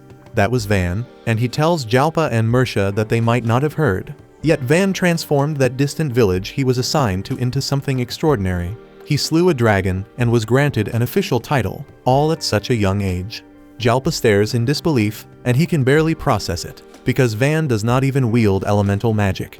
Dino lowers his gaze and notices Mersha's hand clenched tightly at his side. At first, he assumes it is envy. A younger brother receiving a title first would sting anyone. But then Mersha's expression collapses, and tears stream down his face. He is not bitter at all. He tells them he has never been prouder of Van. That evening, Van and his companions gather around a campfire. Van explains that although they have satisfied their immediate obligations as nobles, they remain allies of Skudit and must continue offering assistance. Art keeps her eyes fixed on the flames and confesses that this was her first true brush with war. It terrified her, and she never wants to face something like that again. Van looks at her and cannot stand seeing her shaken. He tells her he has a solution. He will construct a catapult. They will provide long-range support from afar, ensuring none of them ever has to stand on the front lines again. and Art will not need to feel that fear anymore. Without wasting time, Van begins shaping materials with his production magic right there. Almost immediately, he encounters a setback. The catapults are far too massive to transport from their current location, which means he will have to construct them directly at the battlefield instead. The following day, Van curses his excitement from the night before, because now he is stuck personally transporting the freshly built weapons, which means marching right back into the damn battlefield. He keeps grumbling the whole way while his men stay convinced that this new gear will turn the tide in their favor. Before long, they arrive at the city closest to Skudit, and Van observes that everything looks ordinary at first glance, though there are far more troops stationed around than usual. Dee explains that after the crushing loss at Skudit, their forces chose this location as a temporary headquarters to recover and regroup. Out of nowhere, a squad of knights he instantly recognizes steps into his path, and at their front stands his father, Jalpa, staring down at Van with cold contempt. Van offers a respectful greeting, but Jalpa wastes no time asking whether he truly earned the rank of Baron by slaying a dragon. Van calmly confirms it, adding that it was nothing more than a typical forest dragon, yet even mentioning the creature's name alone is enough to make the surrounding knights nearly lose their nerve. Jalpa demands to know how Van accomplished such a feat, since even a prodigy elemental mage like himself could never defeat a beast like that solo. Van explained that he brought the forest dragon down using his ballista. Jalpa explodes in anger at the claim, utterly refusing to believe it, and his soldiers share the same disbelief. Van already understands that arguing with his stubborn old man is pointless, so there is no winning this conversation. And as he considers his next move, Panamera arrives looking for him and informs him that the king is present as well, eager to inspect any new weapons Van has crafted. Relieved to see her, Van quickly forms a plan, and he casually asks his father if he would care to examine the ballista for himself after presenting the upgraded weapon to the king. And Panamera backs him up and tells Jalpa that if he has spare ammunition, she can demonstrate the version she brought along. But Van interrupts to explain that he has already improved the design beyond that. So Panamera immediately shifts into negotiation mode with Van, while Jalpa watches the exchange with open disgust and disbelief. Not long after, the three of them head to meet the king, and Van cannot help but admire how fierce and intimidating the royal guards appear. Panamera mentions that each of them is a formidable warrior, then deliberately stirs trouble by claiming that Van could defeat them with his equipment. The guards clearly take offense to that remark, and Van feels awkward seeing it in their eyes. But Panamera only laughs and escorts him inside to see the king, who is currently holding a council with the regional nobles to reclaim Skudit. Among them, Van spots Art's father, Count Ferdinando, and suddenly finds himself unsure of how to deal with him. Afterward, the king asks Aprida whether there's anything they need to be especially wary of, and he immediately launches into a long explanation about how the kingdom of Yeleneta has never managed to seize Skudit until now. This time, they pulled it off in a single day by deploying the Wyvern squad along with those black sphere weapons that detonated and wrecked everything in range. Van quickly understands that these backward fools don't even know what a bomb is yet, and without a proper countermeasure, they're completely helpless against them. The king comes to the same conclusion and looks deeply troubled, though not nearly as devastated as Jalpa, who lost a massive number of soldiers in the explosions. Aprida then turns to Van and asks whether he has devised any kind of plan, and Van answers that all they need to do is bring down the wyverns before they can release the bombs, and after that, reclaiming victory will be simple. The other nobles sneer at Van, telling him to head back to preschool and play pretend over there, but the king and his advisor sense that Van might actually hold the key to solving this crisis. King Dino orders Van to head to the battlefield and take command of the mission to reclaim Skudit, but Van flatly refuses, leaving everyone stunned. They can't believe a mere boy would dare push back against the king. Yet the king himself is even more shocked that Van has no interest in the prestige that comes with fighting on the front lines. Van calmly explains that he's not a damage dealer, but a support, and more importantly, he has no intention of getting himself injured. The nobles erupt, accusing him of being selfish, and they even start blaming Jalpa for raising a coward. Jalpa, furious beyond measure, snaps at Van and tells him he's completely out of line, reminding him that he's nothing more than the lord of some insignificant village and has no right to speak to the king in such a manner. Van fires back, saying none of the nobles present understand what it's like to defend a weak, isolated village. And at that moment, the king steps in. He tells Van to continue, but instead of revealing his tactical plan, Van begins describing the hardships he faced while protecting a tiny settlement without any support from his family. He explains that he has strengthened the village far beyond what it used to be, Yet it remains small and would be crushed without question if the Yeleneta kingdom decided to strike it. One noble questions why the enemy kingdom would even waste time targeting a remote, insignificant village, and Aperture responds that there are plenty of reasons they might. To begin with, they already dispatched a prince to conquer that very village, proving they are serious about invading the Scuderia kingdom this time, and they will attempt to seize it again. The atmosphere turns heavy at those words, and Van states plainly that he intends to safeguard the village he built alongside his friends, which is exactly why he cannot afford to be wounded here. Count Ferdinando tells Van he understands the position he is in, but he asks whether Van truly believes he can hold off the Yeleneta army, even from his own village. Van answers without hesitation, yet the surrounding nobles struggle to accept that confidence. He assures the king that he still intends to contribute to their victory, even if he prefers to remain in a support capacity. He explains that he will provide the Scuderia forces with ballistae and catapults in exchange for being allowed to return to his village, and the king agrees without objection. Van states that he will begin crafting them at once, and Jalpa questions whether he is taking the war seriously at all, pointing out that starting now would never leave enough time to finish. Van stays composed and suggests it would be wiser for them to witness it firsthand. He leads everyone outside and constructs a ballista and a catapult on the spot as a demonstration, leaving the nobles completely stunned. Van asks his father for his opinion, and Jalpa coolly dismisses it as nothing more than a display model that cannot even fire, so he has no interest. He walks away to arrange his troops, while the other nobles remain to watch the full demonstration. Van explains that the catapult is built to launch shuriken capable of taking down wyverns, and the king asks if he is certain it can overcome the enemy. Van responds that unless Yeleneta has another hidden trump card, his weapon should be more than sufficient to deal with them. The king places his trust in him and orders the nobles to resume their duties for the day. At that moment, Tilly arrives to escort Van and brings Art with her. Art, however, is visibly anxious because she knows her father is present, and the instant she spots him, she stops where she stands. Memories of how her mother treated her surface in her mind, and she timidly asks her father how things are at home. He shows little interest in speaking with her and replies that everything is fine, but he is occupied with war preparations and cannot spare the time. He leaves after that, and Art remains shaken from the encounter. Van notices her unease and asks if she is feeling unwell, then tells Tilly to take her back so she can rest. Later on, Van discusses battle plans with his companions. He appoints Kamzan to command the artillery division, while Dee and Ortho volunteer to guard them against enemy assaults. Van is satisfied with their commitment, and Panamera declares that the decisive confrontation is approaching. She argues that since the supposedly impenetrable fortress fell to the Yeleneta kingdom with such ease, the era of elemental mages has ended and a new era of technology has begun. Dee wonders aloud if that means Yeleneta now possesses the strongest military in the world. But Panamera believes that with the innovative weapons Van creates, he alone could overpower their entire army.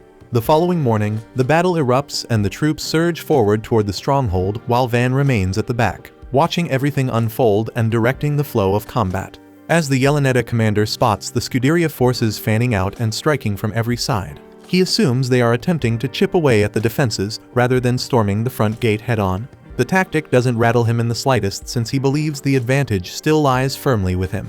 He signals his archers to unleash a volley on the advancing soldiers, but Van had already anticipated that move. He instructs Dee to commence the plan, and Dee instantly commands his unit to raise their shields. The barriers absorb the shower of arrows effortlessly, as if the assault were nothing more than a drizzle, leaving the Yeleneta general stunned by their durability.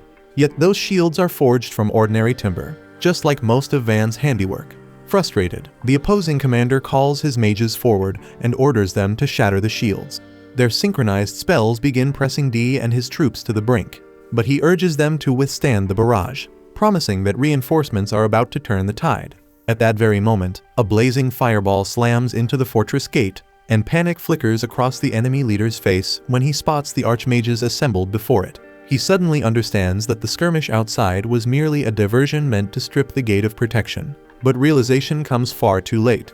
Following Jalpa's lead, the mages unleash a relentless assault on the entrance, and in the climax, Jalpa and Ferdinando combine their power in a coordinated strike that blows the gate apart.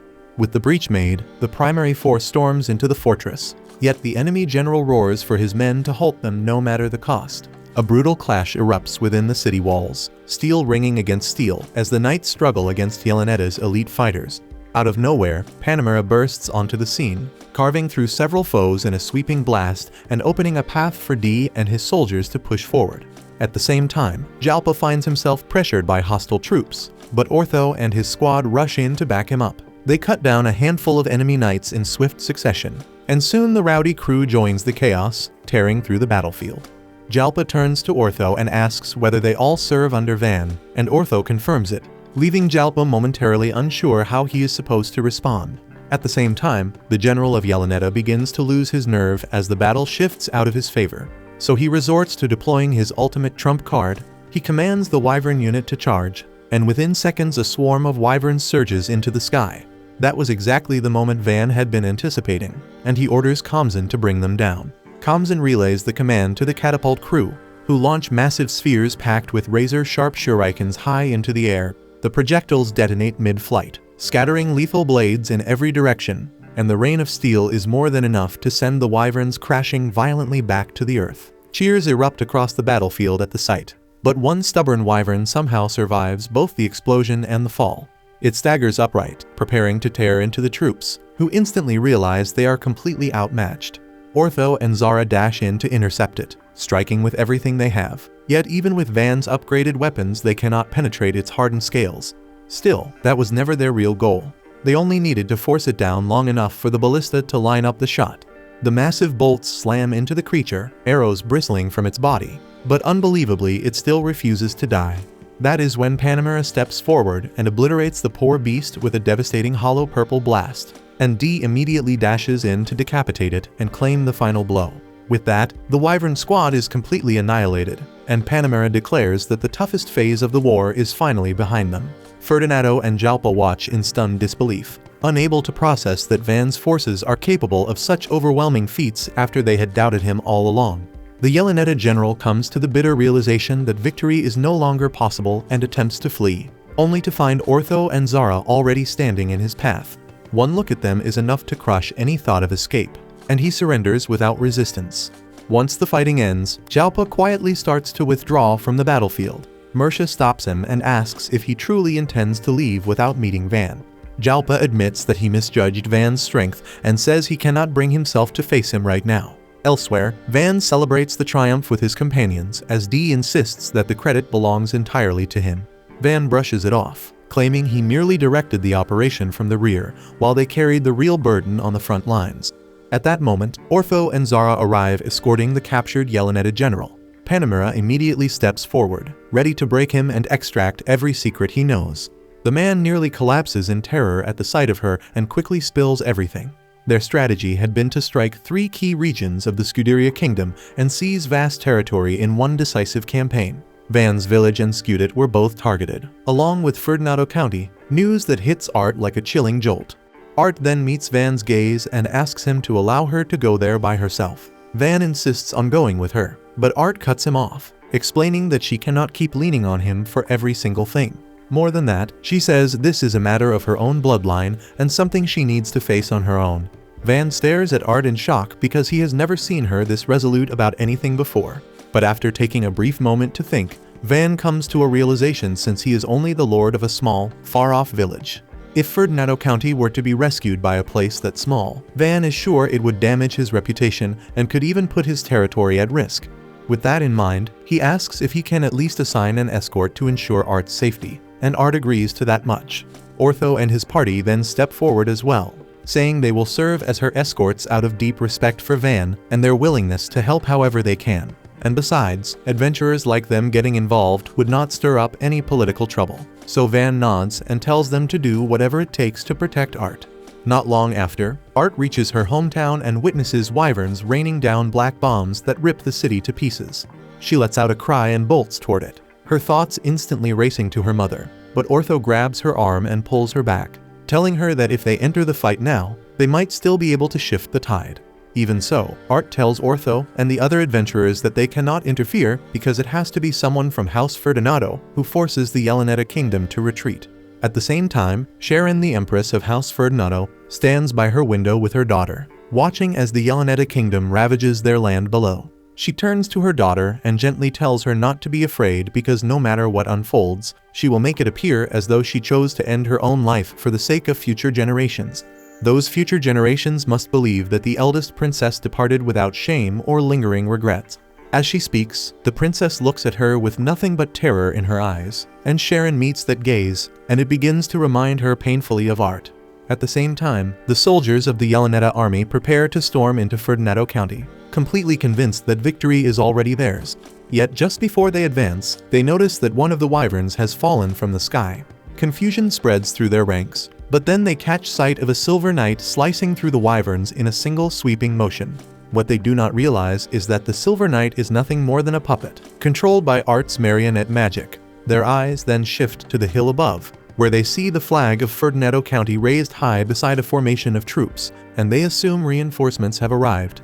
With that, they decide to rush straight toward them.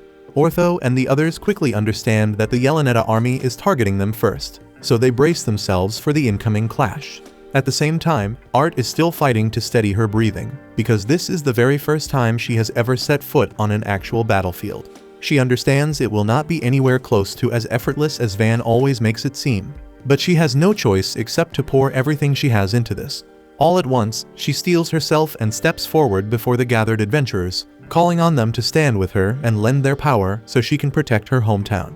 Ortho asks Art what her plan is, and without hesitation she answers that she is going straight to the front lines. She maintains her grip over the Silver Knight with her magic and directs it to cut down yet another surge of Yelaneta soldiers. Ortho and the rest of the adventurers jump into the fray as well and handle several enemies on their own without even showing signs of strain. Zara ends up surrounded at one point, but the Silver Knight moves in just in time to shield him, though she suffers a strike to her left arm because of it. But after more intense clashes, they manage to eliminate every last Yelaneta soldier on the ground, and for a brief second everyone assumes the battle is finished, until Pluriel points out that the wyverns circling overhead are still a threat. And what shocks them most is the overwhelming number of wyverns looming above, easily more than 50 in total. The captain of the Yelaneta army then commands every wyvern to target the Silver Knight. As they swoop down in unison, the Silver Knight responds swiftly, cutting down several of them with single decisive strikes. Eventually, she becomes surrounded and is moments away from being struck by an attack she cannot evade, when a second of Art's marionettes suddenly appears to pull her clear of danger, leaving everyone stunned since none of them realized she was capable of controlling two at once. Art understands that handling two puppets simultaneously will drain her mana at an alarming rate, so she knows she must end this fast. A cluster of wyverns charge both marionettes together. The Yelaneta captain is convinced this is the end, but Art reaches deeper than ever before and unleashes her true strength, guiding both marionettes into a perfectly synchronized strike that slices down half of the wyverns in a single sweeping blow. In that instant, Art's thoughts slip back to her childhood, when she constantly believed she was a disappointment because her talent for marionette magic was viewed as disgraceful and unfit for someone of noble birth. Yet she knows that meeting Van was one of the most important turning points in her life, because he gave her the courage to accept her gift and push it to heights she never imagined. The purple marionette then follows through with a crushing strike against the final wyvern, smashing it down to the earth. Realizing they are powerless without their wyverns, the Yelaneta soldiers panic and retreat quickly, while the adventurers cheer in triumph. At the same time, within the palace walls, Sharon struggles to grasp what on earth could have rescued them from both the invading soldiers and the swarm of wyverns. Then Count Ferdinando steps inside and calmly reveals that every single wyvern was brought down by two marionettes under Art's control, the very daughter they once cast aside simply for wielding marionette magic. The Count cannot help but highlight the bitter irony in that truth and the cruel way they once treated her. Sharon realizes it as well, and the weight of that guilt overwhelms her, leaving her in tears of deep remorse. Meanwhile, outside the palace, the adventurers urge Art to go see her parents, insisting they must accept her now after she used her magic to save them all. But Art remains doubtful, especially remembering how her parents despised her magic for so long. Instead, she suggests heading back home, since Van is waiting. When they finally return to Van's town, everyone greets Art with genuine warmth. Van commends her for protecting her hometown. Yet Art cannot feel proud because she believes she lacked the confidence he always shows when giving orders. Van reassures her and tells her she does not need to imitate anyone, that being herself is more than enough. He looks at her and says she did wonderfully, welcoming her home. Art smiles through teary eyes and admits she is truly glad to be back. Later on, Van mentions that while she was gone, he constructed new facilities and additional shops around town, so he brings her along to see everything.